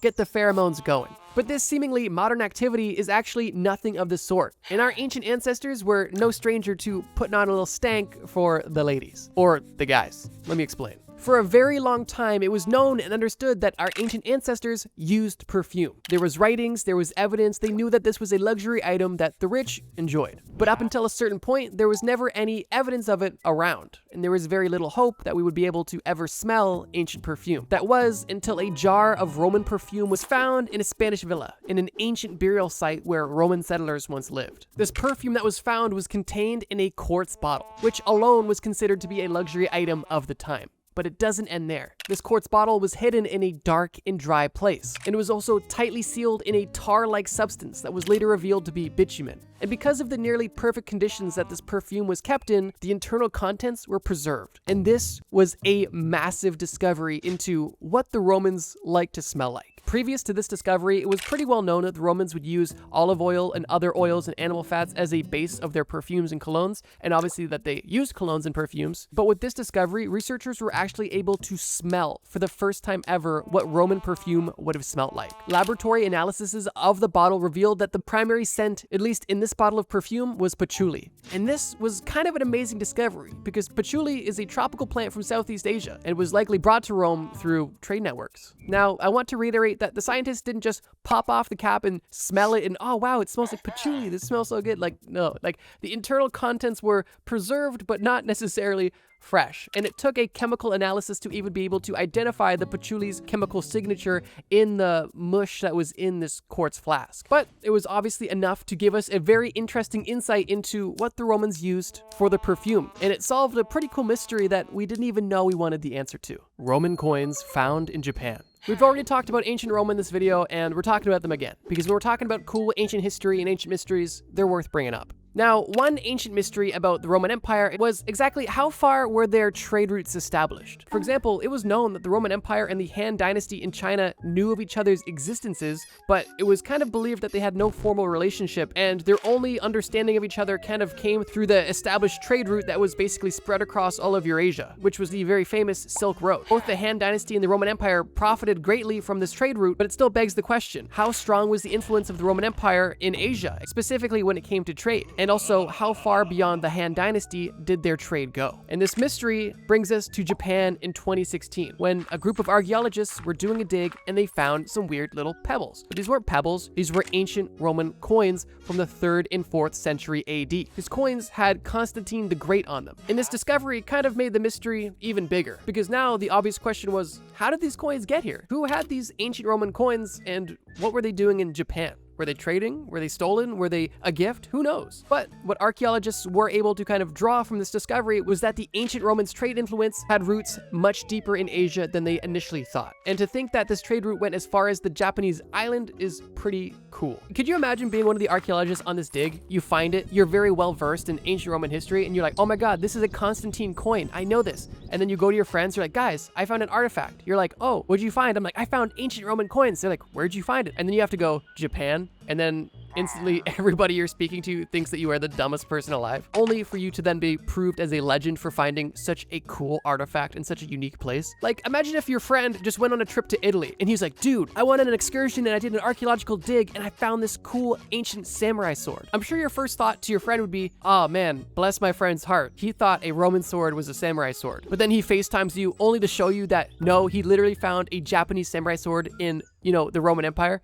That's only how I can imagine this kind of conversation went. Because I definitely would assume that most archaeologists wouldn't assume that they're finding ancient Roman coins when doing a dig in Okinawa, Japan. The Tully Monster. The year is 1958, and you are an archaeologist working in the Mazon Creek fossil beds when you have just found a very interesting fossil. This fossil isn't like anything you've seen before, and it kind of looks like fossilized poo, an ancient, toy, some sort of large peanut. Whatever it was, you have never seen this before, and neither have any of your archaeological or scientific friends. Not only have they not seen this before, everybody was baffled and confused on what this fossil could be. And from the year 1958 until 2016, the origins of this 6-inch long, large wood-looking, bug-looking thing had no explanation. All anybody knew was that there was a hard outer shell, 2 eyes, 2 long stalks that protruded out of the head, but beyond that, everything was up for debate. But one of the hottest debates was whether this creature was a vertebrate or an invertebrate. But that debate was closed in 2016. And I just have to say, man, 2016 was such a good year for discoveries, because I feel like so many things we've discussed on this list have been from 2016. So shout out 2016. Honestly, just a good year all around. I was in high school at the time, just carefree, you know, just having fun. I'm not one of those people that said high school was way more fun. I have a lot more fun now, I think. But high school, there's a certain charm to it. You know, you have no responsibility in life. We're off topic. In 2016, after nearly 50 years of studying this thing, it was confirmed that this wooden-looking bug was confirmed to be a 307 million year old invertebrate creature. It was labeled as a jawless fish, and it had many similarities to the lamprey. Not everything is known about this creature, obviously, and work is still being done on the fossil, but the major points of contention are, you know, case closed now. And this is an invertebrate creature that is literally 307 million years old. So crazy. Also, I find it kind of funny that the scientific name for the Tully monster is the Tully monstrum. Like, okay, you can put it in a suit. We all see through that. But in case I haven't shown any images of what artists think the Tully monstrum looked like back in the day, here are some images and renders. And I think that these look a lot better than the poo-looking fossil that was originally found. Oh, and I guess kind of a wholesome note, this creature is literally called the Tully monster because it was found by a man named Frank Tully. Look at this guy. Legend. And speaking of legends, you're a legend if you're still watching this video. Useless ancient instincts we all still have. As much as we like to believe that as a species we are civilized and technologically advanced, in reality, a lot of modern day society and our day-to-day life is still heavily influenced and, quite honestly, controlled by primal instincts, deeply ingrained in our brains over hundreds of thousands of years of human development. But in this video, we're going to discuss examples of primal instincts that were helpful at the time that today are quite useless or, in some cases, making our lives harder. Let's get started. I would guarantee that most people watching this video, if not everybody watching this video, enjoys a sweet treat. And while some of us enjoy a sweet treat guilt-free, some of us also feel bad that we quite often crave such sugary things that we know aren't good for us. But the reason most of us crave such sugary and sweet foods and drinks was at one point in time crucial for our survival. During the ancient prehistoric days of humanity, food was a luxury and likely the most valuable currency. And it's for that reason that humans were really eating anything and everything they could get their hands on. But not all foods are built the same. Eating bugs and leaves is cool, but nothing quite hits the spot to a caveman like something extremely sweet or something extremely fatty. And the reason for this is simple. Sugar specifically is extremely valuable to the body because it gives your body a quick boost of energy, something that many foods aren't able to provide. And because of this, your body responded extremely positive to this food source that was able to give you such a quick hit of energy. Even if your body wasn't in dire need of energy at the time, your body is able to store that excess energy in the form of fat, meaning that at any time, at any place, if there was anything sweet around, your body knew to consume it there and then. And at the time, this could have meant life or death. Now, unfortunately, the stakes today are not nearly as high. And I would say that most people, if not everybody watching this video, does not struggle with food scarcity either at all or definitely not to the extent that cavemen did. Meaning that eating the bag of gummy bears on your nightstand isn't life or death. It's really just how much willpower do you have to overcome your primal urges. In today's world, eating anything sweet you can get your hands on almost has the opposite effect, because at best, this excess sugar is just going to put extra weight on your body. And at worst, it's actually going to have a detrimental effect on your overall health. The complete opposite of the intent of this instinct in primal times.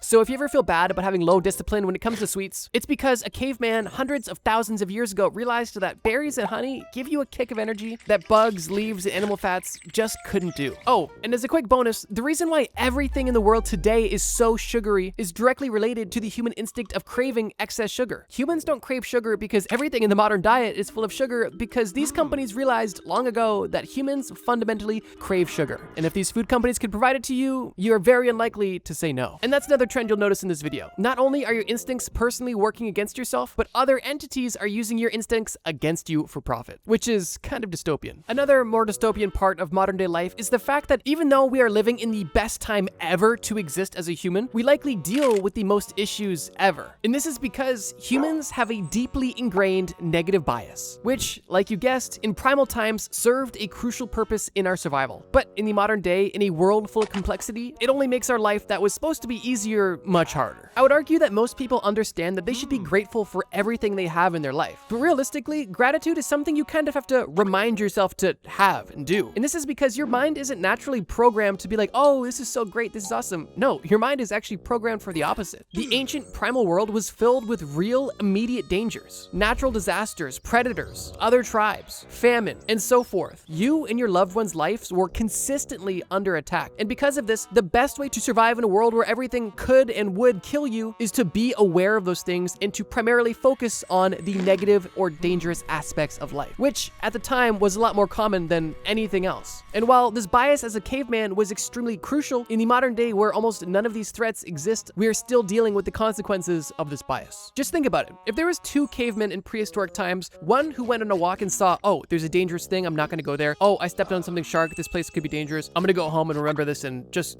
keep this in the back of my mind. Versus a caveman that went on a walk and was just like, oh, that's a pretty tree. Oh, cool, that's a cool looking lion running directly towards me. That's majestic. Which of the two do you think is gonna survive? And I mean, the answer is kind of obvious. But like I mentioned, tiger attacks and starvation are fortunately not much of a risk for many people today. So we transition this worry and this part of our brain onto other aspects of more modern life. Job security, social status, rejection, failure, the opinions of others. And because the world that we live in is just so complex and there is so much to think about, and because the negativity bias is an instinct so deeply ingrained within our psyche, if you don't consciously try to counteract this negativity bias, it could lead to some very serious consequences. And it's extremely easy to spiral into overthinking and stressing and, coming up with worst case scenarios and ultimately developing things such as anxiety or depression. And a common example of this negativity bias is, once we lay down on our bed and close our eyes, all of a sudden every horrible thing that happened to us ever comes to mind. Keep in mind, in ancient times, before you go to bed, it's helpful to have a checklist of everything you notice today that could be bad, but in modern times, it's just gonna make going to bed harder and possibly damage your self-esteem. And if that was the first time you've ever done something like that, then you probably experienced a lot of fear, specifically fear of the unknown, which is likely one of the oldest human instincts we all have to this very day. Our ancestors had to essentially trial and error every aspect of life always, and the stakes were typically life or death. And because of this, the best way to mitigate as much risk as possible was to simply stick with what you know and avoid what you didn't know, which led to the development of the fear of the unknown. During ancient times, exploring a place that was dark and you couldn't quite see, encountering an animal that you were unfamiliar with, or even seeing weather that you haven't quite seen before, all could very well lead to the death of you and anybody around you. Meaning that the best way to stay alive was to avoid and fear any of these things you were unfamiliar with. And this instinct is still around to this very day. But once again, in modern times, this instinct isn't helpful and is often counterproductive. And while I would definitely say that there is an argument for the fear of the unknown being helpful today, there is still places where it isn't helpful. Specifically when it comes to exploring opportunities that could ultimately be beneficial. Like, let's say, starting a new relationship, trying a new food, going to a new city, moving, meeting new people. In the modern day, when things are so safe and so civilized, there are so many amazing opportunities to come out of exploring the unknown and seeking discomfort and truly trying to overcome this instinct. But the reality is just that. This is an instinct that has to be overcome to experience these things. And because of this, there is a saying that I think is rather accurate, is that most people would rather experience a familiar hell than an unknown heaven. And it's interesting because even though in that hypothetical that the unknown situation would be objectively better, because it's unknown, it's still scarier than dealing with something objectively worse that you're at least familiar with. But it wasn't only the unknown that our ancestors were afraid of. There was actually quite a few fears that our ancestors hold that we still hold today. Another example being the fear of failure.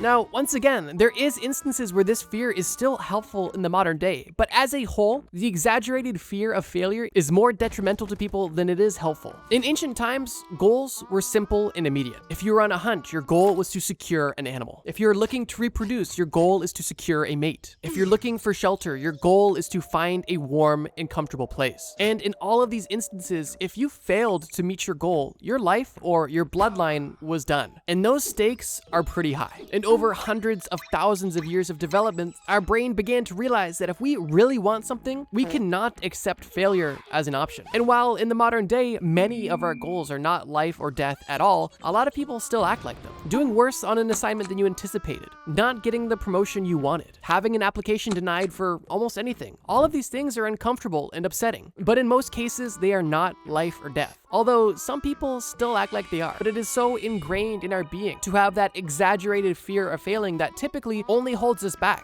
and will cause us to feel a sense of dread when in reality the situation may be mildly infuriating or potentially disappointing, but definitely not life or death. But another consequence of failure in ancient times beyond just immediate death was also a loss of social status. You see, humans have always been tribal people, pack animals, if you will. And within packs or groups, there is a hierarchy. And within hierarchies, there is status, which determines where you stand on the food chain. In ancient times, we were extremely motivated to seek status, not to satisfy our egos, but to ensure our survival. Because in ancient tribes, the higher status individuals typically got the most benefits, the best shelter, the most food, and so on. And the opposite was also true. If you were low status in the tribe, you would be getting scraps. You would be living in the worst of places. And in severe situations, you would be outright outcast from the group, essentially being left for dead. And for that reason, it's reasonable to understand why seeking social status was so important in prehistoric times. But as we all know, this is not a habit that's gone away. And in modern times, people seek status more than ever, while, interestingly, the stakes are much lower. Sure, in the modern day, there is so many benefits to having status. Celebrities, for example, have access to the best of everything. They get treated better than everybody else. They can afford everything and still get things for free. And there are definitely benefits to that in the modern day. Although I would argue it doesn't guarantee your survival anymore. Because in the modern day, you don't need social status to live. An entry-level job, a simple side hustle, or even a small business are all things that could sustain you and provide you a comfortable and potentially even abundant life, with status being completely out of the equation. And sure, this drive for status could still give you a better life, but it also could send you on a completely meaningless pursuit that at the end of your life you realize wasn't worth it at all. And I would say in most cases, this drive is almost solely egoic and not survival focused. And I think one of the most common instances that we all experience in regards to this drive for status is how we compare ourselves to others consistently. In a world full of social media, we are force-fed other people's lives on a daily basis. And typically that experience looks like, wow, they're doing better than me. And the reason we do this is because we are perceiving them to be higher status than us. And it means that we are at risk of being evicted from the group and getting less than we may need to survive. And as we know, this mindset of comparison and seeing ourselves as less than others who only present the best parts of their life typically leads to anxiety, depression, and many of the other common consequences of having a primal brain in an extremely advanced world. Which is why I believe this drive to be completely useless, if not counterproductive. Because in most cases, you just feel worse about yourself, even though you are completely capable of surviving and having a meaningful and happy life. But even if you don't crave being a high status individual, you typically at the very least crave fitting in. Which brings us to the next ancient instinct, the human impulse of adopting a herd mentality. As we just mentioned in the previous instinct, humans in tribes were safer, and humans on their own were not. And while climbing the social ladder is one goal, even maintaining where you are is an entirely separate goal. The human brain evolved in tribes and closely monitored the group, copying all of their behavior because they see that these other people are alive, so they're gonna do what these other living, surviving people are doing, because that's really the ultimate goal. And because of that, most people were on the same page. While at the same time, individuals who showed attributes that weren't directly in line with the tribe, whether it be doing something that resulted in their instant death or simply doing something that the tribe didn't approve of, let's say not reciprocating sharing food or not contributing, would result in being exiled, which was essentially a death sentence. If you notice that everybody does one thing and the people who don't do that thing either die or get kicked out of the group, you're going to quickly learn that it's best to do what everybody else is doing and not stray too far from that. In prehistoric times, it meant coexistence. But once again, today, the stakes are not nearly as high. But that doesn't stop our brain from trying to keep us in line with the greater group. Everybody in one shape or another fears rejection. Whether it be talking to somebody you find attractive, trying to sell something, or simply trying to find a place that you belong. Nobody wants to be told no or that they don't fit in. And this is something that we experienced from a very young age and most people carry through the rest of their life. And while herd mentality can manifest itself in a lot of ways, it's most commonly experienced by simply not wanting to stand out or make too many waves or rock the boat. So if you ever feel bad about your desire to fit in and want to be somebody else or want to have other attributes so you could be more like others, it's not that you hate yourself or it's not that you're wrong. It's simply the biology of your brain telling you that if you are more like others, you will have a higher chance of living. And while that's not really the case today, your brain doesn't really know the difference. And similar to our fear of the unknown, unknown, this herd mentality, in most cases in the modern time, holds us back rather than protects us. We stop ourselves from pursuing the things we truly love or doing things we really want to do. It stops us from taking risks or doing things that seem out of the norm. The goal of this herd mentality is to keep us alive, not happy. And what that looks like today is simply doing something that you know is safe, even if you don't like to do it, because doing the thing you want to do might not give you that same safe result. And that could apply to a career, a lifestyle, or really anything. Your brain has decided that the safest way to live is going with the path of least resistance. And what that typically looks like is doing what everybody else is doing. And this is an ancient instinct that is very evident in the modern day. Almost as evident, at least, as our need for control. I would say a good majority of people at some point in their life struggle with having a pretty strong to severe need for control in at least some aspect of their life. Whether it be some sort of power trip or perfectionism or simply a sheer need for things to go their way. The ancient human mind craved control because it was predictable, and it craved that simplicity and predictability, and how that manifested was learning to seek order and trying to create a routine in a world that was completely unpredictable, but somehow simultaneously seasonal and cyclical. And how this looked in ancient times was using this need for this control to establish routines that allowed life to exist, following migration patterns of animals that would sustain your tribe's life, understanding the seasons and following weather patterns and predicting what happens when you saw a certain cloud, controlling the amount of wood you put on your fire to ensure it never went out. All of these actions are rooted in a desire for routine, order, and ultimately control. But in the modern day, this need for control has manifested rather differently.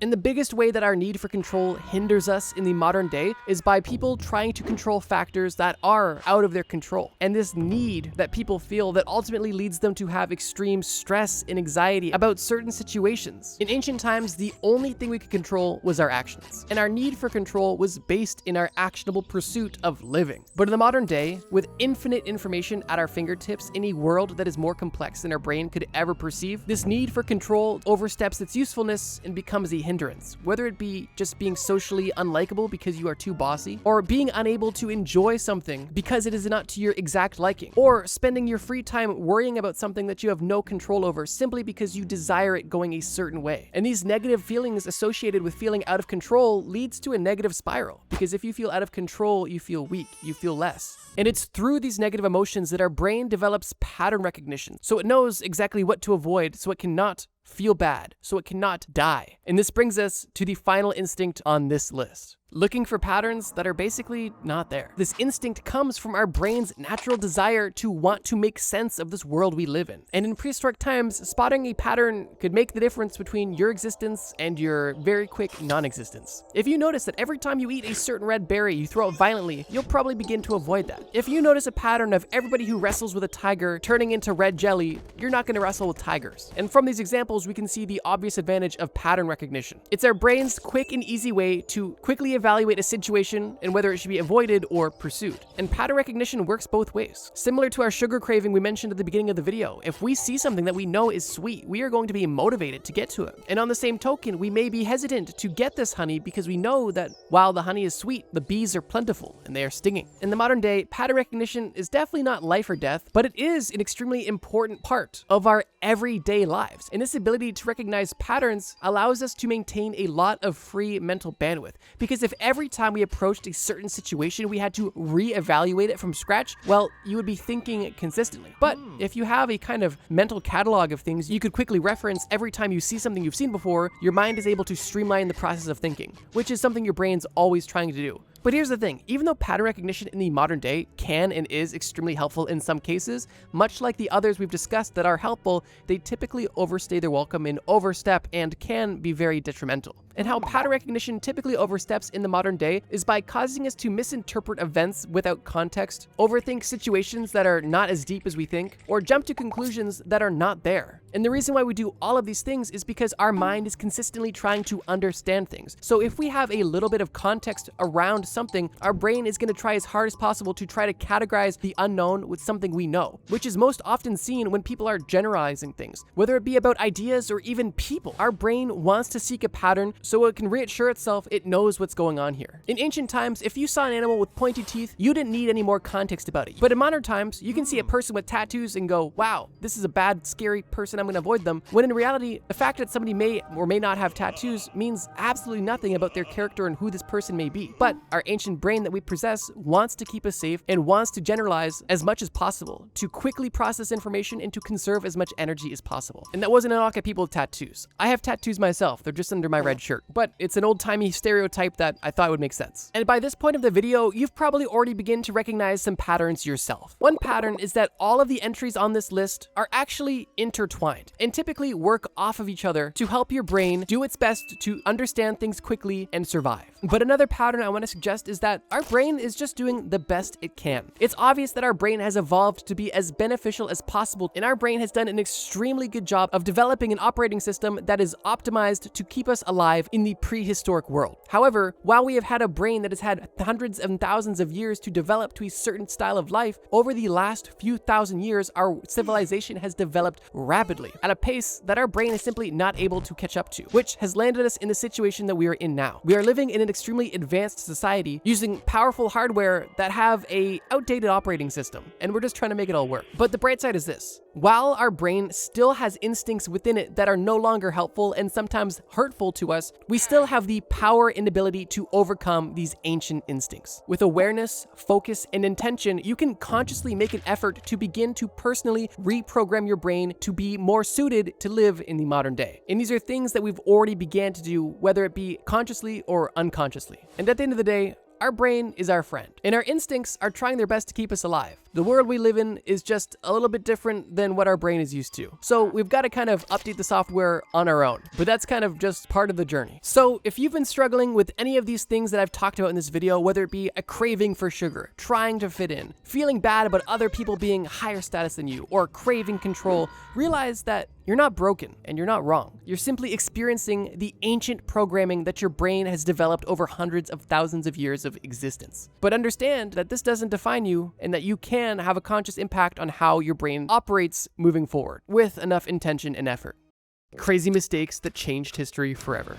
The Titanic dismissing iceberg warnings. In the evening hours of April 14th, 1912, the Titanic was just reaching the midpoint on its voyage to New York City. And as we all know, the Titanic never made it. All of this is relatively common knowledge. But what's not commonly known is the fact that these icebergs were not out of nowhere. The Titanic's crew specifically received warnings from other ships in the area about a potentially dangerous iceberg field, and the Titanic not only received but acknowledged these warnings. However, the tragedy still happened. And the reason why is likely one of the biggest mistakes ever in maritime history. Now, let's zoom in on exactly what led up to this fateful event and the mistakes that unfortunately caused it. One thing that's important to note is that the Titanic was not alone on its voyage. It wasn't necessarily surrounded by ships, but in a roughly 250-mile radius, there was 9 other ships making the same voyage across the North Atlantic, heading in both directions, both east and west, in what is known as shipping lanes, basically imaginary roads in the water. Some of the ships that were slightly further ahead than the Titanic all made comments about a large ice field that was directly in the path of these ships, meaning that action was required to actively avoid this ice field. These communications between ships were known as the Marconi messages, and these messages gave explicit information about where these icebergs were, how large they were, and how dangerous they could potentially be to a ship. In the captain's own journal that was kept in the black box on the ship, he even wrote down that he had been seeing extremely large icebergs and that the conditions outside were ideal for ice formations. Although with all of these notes being made, he had one note that he underlined in his journal that stated, quote, "no reduction of speed," meaning that even though the captain was fully aware of all of the dangerous icebergs and potential more to come, he didn't seem very concerned about them. And what's even more interesting is the plethora of theories on why the captain never slowed down, which is an obvious question that most would ask. If you know that you're heading towards a dangerous area in the water, why would you maintain such a high speed? And one of the most popular theories is that the person running the White Star Company, the company that owned the Titanic and other ships, intentionally withheld information from the captain to ensure that he didn't slow down speeds so that the Titanic would make it to New York on time, maintaining the company's reputation. However, I'm sure you can already see the irony. Regardless, at 11:39 p.m., the captain goes to bed and leaves his senior officers in place. And only shortly after that, one of the lookouts in the crow's nest spots a giant iceberg directly ahead. And by the time it's spotted, it's already almost too late. The ship is moving too fast, and while the ship did in its last moments slightly steer out of the way of the iceberg, this turn could have actually made things worse. Because now, the ship wasn't heading directly into the iceberg was going to be scraping along the side of the Titanic, essentially ripping it apart. Over 1,500 people lost their lives, and the Titanic became a legend of tragedy. This isn't to say that if the Titanic had reduced its speed, it would have guaranteed not to sink. Although many experts believe that maintaining a high speed with such dangerous conditions approaching was definitely an oversight and a fatal mistake that likely caused the Titanic to sink. Dropped helmet downfall. In 547 BC, there was a city known as Sardis, and during this time, the city of Sardis was under the rule of Croesus, the king of Lydia. The kingdom of Lydia, for context, would be in modern-day Turkey. Now, what's interesting about Sardis is that this city is extremely well fortified, both geographically and architecturally. And what I mean by this is that Sardis wasn't only just a city with huge castle walls, it also was built on top of very steep mountains, meaning that this was one place that you would not want to try to siege simply because of how unoptimal this place would be to attack. Croesus would have such an advantage when it comes to high ground invisibility and knowledge of how to navigate the landscape. Anybody who would try to attack and siege the city would essentially have a death wish. That was until Cyrus the Great entered the chat. Cyrus the Great heard that Croesus was actually busy doing some other battles that he wasn't doing too well in, and because Croesus wasn't doing so well, he disbanded his troops and was basically taking the winter off to try to refight in the next spring. But when Cyrus the Great got word that Croesus was disbanding his troops, he figured now would be the perfect time to try to siege this impossible city. And that's what happened. Cyrus and his troops showed up on the ground outside of Sardis, and Croesus, kind of shocked that they were even there, quickly gathered all of the troops that were within the castle walls, and a battle ensued. Interestingly, Cyrus actually won this initial battle outside of the castle walls. However, Sardis was still not sieged, and was still believed to be unsiegeable. And Croesus himself was still confident they would never get inside the city walls, and this confidence wasn't unfounded. There was literally ancient prophecies stating that this well-fortified city could never be captured. That was until one tiny mistake was made. One motivated soldier in Cyrus's army was taking a walk around the mountain when he found himself near the back of this massive mountain, simply looking up and watching the city, when he noticed one of the Lydian guards at the top of the hill. The Lydian guard didn't notice the soldier, so the soldier just watched him to see if there was anything he could learn, and what happened definitely changed history. The Lydian soldier, not paying attention, accidentally dropped his helmet down the hill, and because he didn't know that he was being watched, he went ahead and retrieved his helmet. But as he retrieved his helmet, he inadvertently exposed the only vulnerable position of the entire city. And after this Persian soldier watched this Lydian soldier go from the city of Sardis down to gather his helmet and then back up almost effortlessly, he knew he had some crazy intel. And later that night, that same Persian soldier went back to the same location, tried to retrace the steps of that Lydian soldier that he saw, which he was able to do successfully. He shared this information with his army, and the rest is history. With their golden ticket into Sardis, Cyrus and his men laid siege to Sardis for 14 days, eventually capturing it. And it was with this siege that the Persian Empire grew stronger. And I guess it goes to show, no matter how fortified you think you are, never expose your back door. Hitler sleeping in on D-Day. June 6, 1944 signifies a massive win for the Allied powers in World War II. American, Canadian, and British forces were able to storm the beaches of Nazi-occupied Normandy in France, giving them the leverage to truly sink their teeth into the Axis powers, allowing them to ultimately win the war. And while we're all grateful that things worked out this way, why did it work out this way? At the time, there was a very real and dystopian possibility that the Nazis could have won D-Day and history would have looked a lot different. But that's a bit off topic. The biggest contributors to the Allied powers' success on D-Day comes down to two major points. One being the Allied powers' general clever strategy, and the second being a general lack of planning and communication in preparation for this attack. And when I say in preparation, I mean the Germans knew that the coast of France was susceptible to an attack, and they were at this point expecting it. But the only problem was they didn't know where the Allied forces would attack, and this was a major problem internally. Hitler and other high-ranking officials believed that Pas de Calais is undoubtedly where the Allied powers would try to land. However, other officials believed that Normandy was also a possibility. There was no general consensus on where they could have landed, and Hitler's solution was to spread out troops all across France's shoreline. And while this seems logical, it had a major flaw. No one individual location was extremely well equipped, and when the invasion did happen, it would take some time for a counterattack from the Germans to gather all of the other troops from the shoreline to the one area where the actual battle was happening. This mismanagement alone could be considered its own historical mistake, but it doesn't end there. Due to some previous red herrings that the Allied powers threw, specifically staging a false invasion on Pas de Calais, when the actual attack on D-Day happened, German troops weren't sure if this was a real invasion or simply another distraction, which leads us to the situation I mentioned earlier. On the morning of D-Day, when the attacks started happening, Hitler was fast asleep. It's reported that he was up late the night before watching newsreels and fell asleep around 3 a.m. Now, interestingly, because the high-ranking officials did not believe that the attack on Normandy was not the major attack that they saw coming, they decided that it was not worth waking up Hitler, and they decided they would allow him to wake up and then they would figure out what to do next. However, that window from the storming of Normandy to when Hitler woke up and began to make counterattack plans, significant progress was already made by the Allied powers, leaving Germany in a really bad spot. Now, this doesn't mean that the Allied powers had no resistance. The Allied powers had had to fight against extreme resistance and saw countless tragedies during this battle, with one of the biggest reasons being the Germans fought like hell because it was very well known among the high-ranking Nazi officials that if the Allied powers were able to successfully storm the beaches, they would have at that point won the war. So even though the Germans were unprepared for this battle, they still fought as hard as they could because they knew that this battle would likely be one of the last, which wasn't far from the truth. Hitler spread his troops way too thin, tried to keep too tight of a grip on the entire operation. His high-ranking officials didn't take the attack on Normandy seriously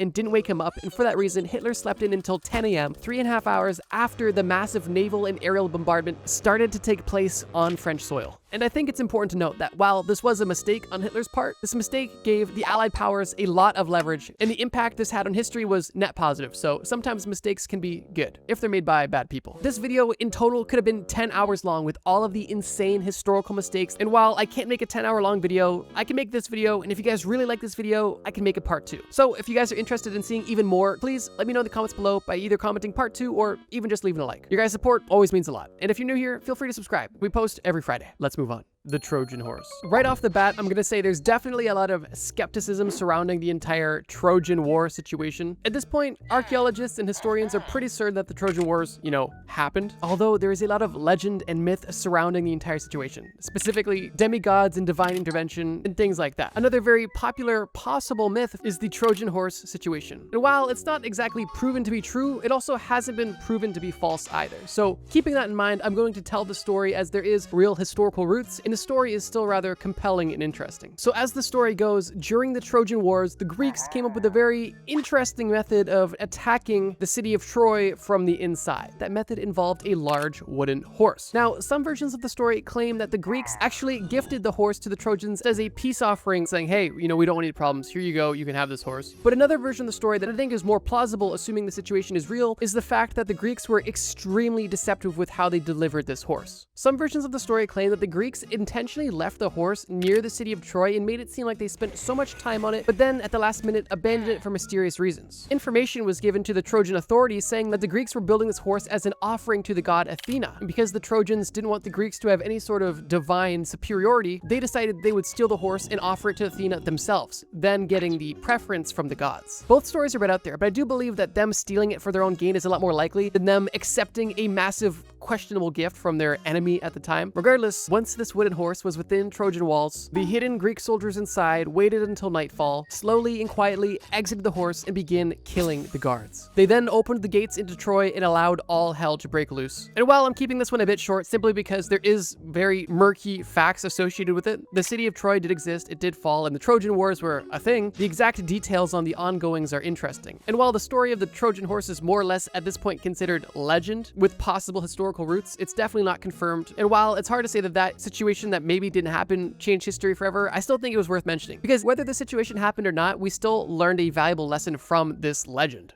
The Bay of Pigs time zone confusion. The Bay of Pigs invasion was a failed military operation by the USA on Cuba during a time when Fidel Castro was gaining a lot of power within Cuba and getting really friendly with the Soviet Union, and America did not like it whatsoever. The US president at the time, John F. Kennedy, decided that his best course of action was to secretly try to overthrow Fidel Castro, but in a way that left him some plausible deniability. And that alone is kind of a mistake on his part, because him being half in, half out definitely was a major contributing factor in the Bay of Pigs invasion failing, but it's not what I want to focus on this point, because I think there's an even smaller and even more hilarious mistake that took place during this already failed operation. There's a lot of nuance to the situation, but for a bit of additional context, when John F. Kennedy was running for president, he was running on a very anti-communist sentiment. And after he got into power, when there was a neighbor south of the American border who was very communist, he had to do something about it. But there was an issue. Cuba was getting close with the Soviet Union, and this was during the Cold War, so Kennedy did not want to rub the Soviet Union the wrong way. But at the same time, if Kennedy did nothing about Cuba just becoming this communist society, he was going to look passive to the people that voted for him to help eliminate communism, which is why he decided to be a bit sneaky. And by sneaky, I mean he literally assembled an army specifically of Cuban refugees in America, and he even went as far as painting an American B-26 bomber to look like it was Cuban, so that when it was bombing Cuba, it wouldn't look like America was involved whatsoever. Although also, the bomber was almost instantly known to be American as soon as it was seen flying over Cuba, which is kind of what exposed the entire situation, but we'll get into that. The ultimate goal from the American perspective was to simply invade the Bay of Pigs, build a small base in that area, and through the successful landing of troops in the Bay of Pigs, through the power of that army and through the power of locals now feeling emboldened to rise up against this communist government, they would easily be able to overthrow the government, kill Castro, and have a new capitalistic society installed in Cuba once again. But there was a few problems. One, the American forces, more specifically Cuban refugees fighting on America's behalf, did not have proper support for reasons we'll get into. And also, the government actually underestimated how popular Fidel Castro actually was. The invasion started with a bombing raid from American planes on Cuban soil, and then the following day, troops were on the ground in the Bay of Pigs. However, at this time, the plan was relatively exposed due to that plane being poorly disguised and seen early. And because John F. Kennedy didn't want to catch the blame for having this entire invasion, he almost instantly withdrew all air support that was deemed crucial to the mission, basically leaving the troops that he had just sent there to die. He withdrew the support to have plausible deniability that, oh, I didn't want that going on, but in reality, that's exactly what he wanted, and all he did was just ensure the failure of that invasion. And due to the lack of support, the invasion only lasted 3 days, and the Cuban forces from America were either killed or surrendered. Now, this is where time zones actually come into play, because during this situation, as a last-ditch effort, a bombing plane was actually sent from Nicaragua to help provide support. However, Nicaragua is in a different time zone than Cuba, but the bomber jet pilots did not take this into consideration. So when there was plans for the bomber jet pilot to be accompanied by fighter jets over Cuba, there was an hour difference between their plans, meaning in this last-ditch effort, this bomber plane was unescorted by fighter jets, leaving it extremely vulnerable, cutting that plan short too when the time actually came. And this sort of last-ditch effort failure was the nail in the coffin. And the backlash because of this failed Bay of Pigs invasion was the following. One, Fidel Castro only grew stronger as a leader because in the eyes of the Cuban citizens, he had just defended the country from an attack from the American government, the biggest military machine in the world, making him look like an extremely strong and powerful leader. And besides making the citizens favor Fidel even more, this made Fidel favor the Soviet Union even more, which is why this situation was basically the catalyst for the Cuban Missile Crisis, which only happened a year later. So yeah, although there was military fighter pilots that were not able to remember time zones between Nicaragua and Cuba, leaving a bomber plane completely vulnerable, that's more or less of an oversight in this entire operation that was ultimately a huge failure for the American government. And this definitely had very serious historical repercussions.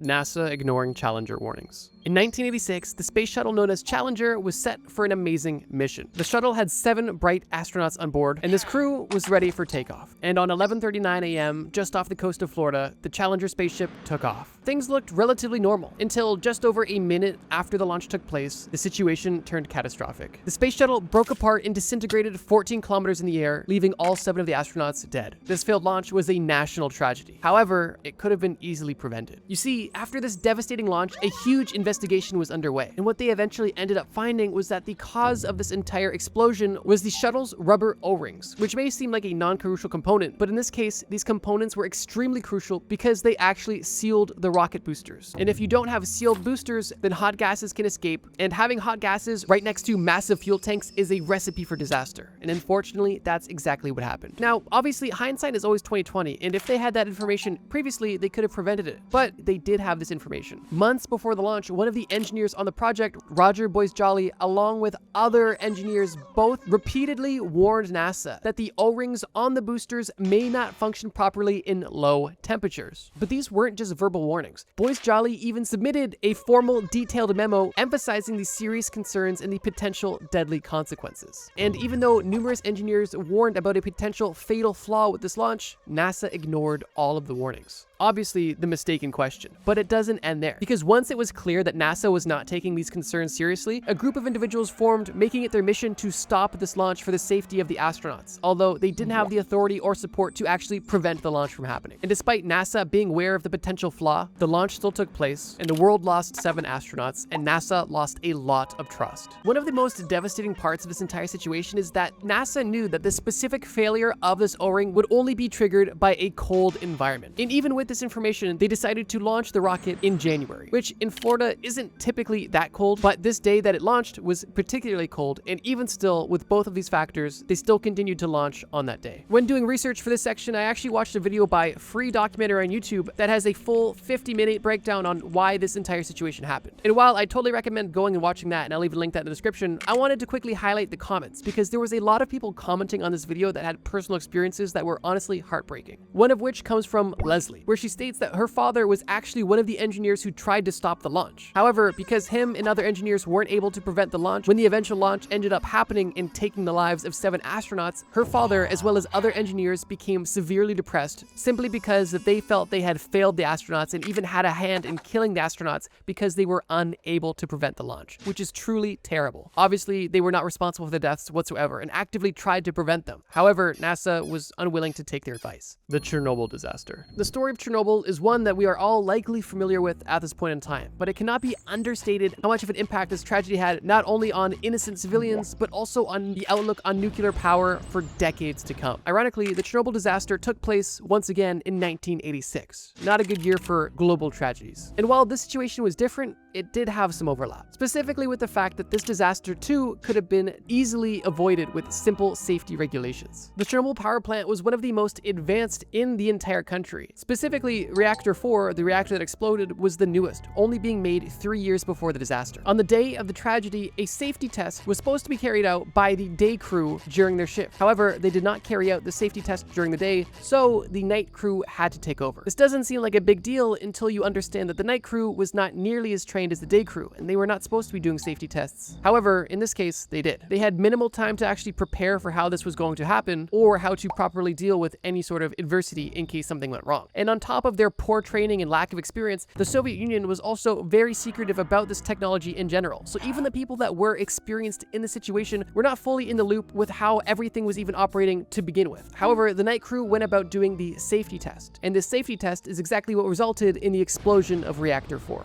Now, this isn't to say that this was the only issue that took place within Chernobyl, because at this point it is well known that Chernobyl had serious design flaws that were essentially destined to fail. And similar to the situation we just talked about, there was people working within the Chernobyl power plant that had reservations about the entire system that they were even using. Although, once again, their warnings were ignored. One of the biggest design flaws was that Chernobyl actually had a positive feedback loop when things were not going good. In most other nuclear power plants, if things were to get out of control, there would be a negative feedback loop, meaning that even without any human intervention, if the power plant was out of control, the reactor would by default cool down, produce less energy, and eventually fizzle out. However, with Chernobyl, things were designed with a positive feedback loop, meaning that if things got out of control, the generators would only get hotter and hotter, creating more and more power, which would only then get hotter and create more power until the eventual explosion. On the day of the actual explosion, only 2 people died. Although in the 2 weeks following the explosion, 28 firefighters who were working on putting out the actual fire that took place in combination with the exploded reactor died due to radiation sickness. That's over 10% of the firefighters that helped put out the initial fire. Immediately after the explosion, 115,000 people were evacuated from a 30-kilometer radius, and 8 tons of radiation were shot into the atmosphere, which eventually made its way over almost all of Europe. And after everything was said and done, the toxicity of the radioactive cloud that came out of this explosion was equivalent to 400 Hiroshima atomic bomb explosions. Not in terms of actual explosive disaster, but specifically in terms of radioactivity. As of right now, this entire situation cost over $700 billion US,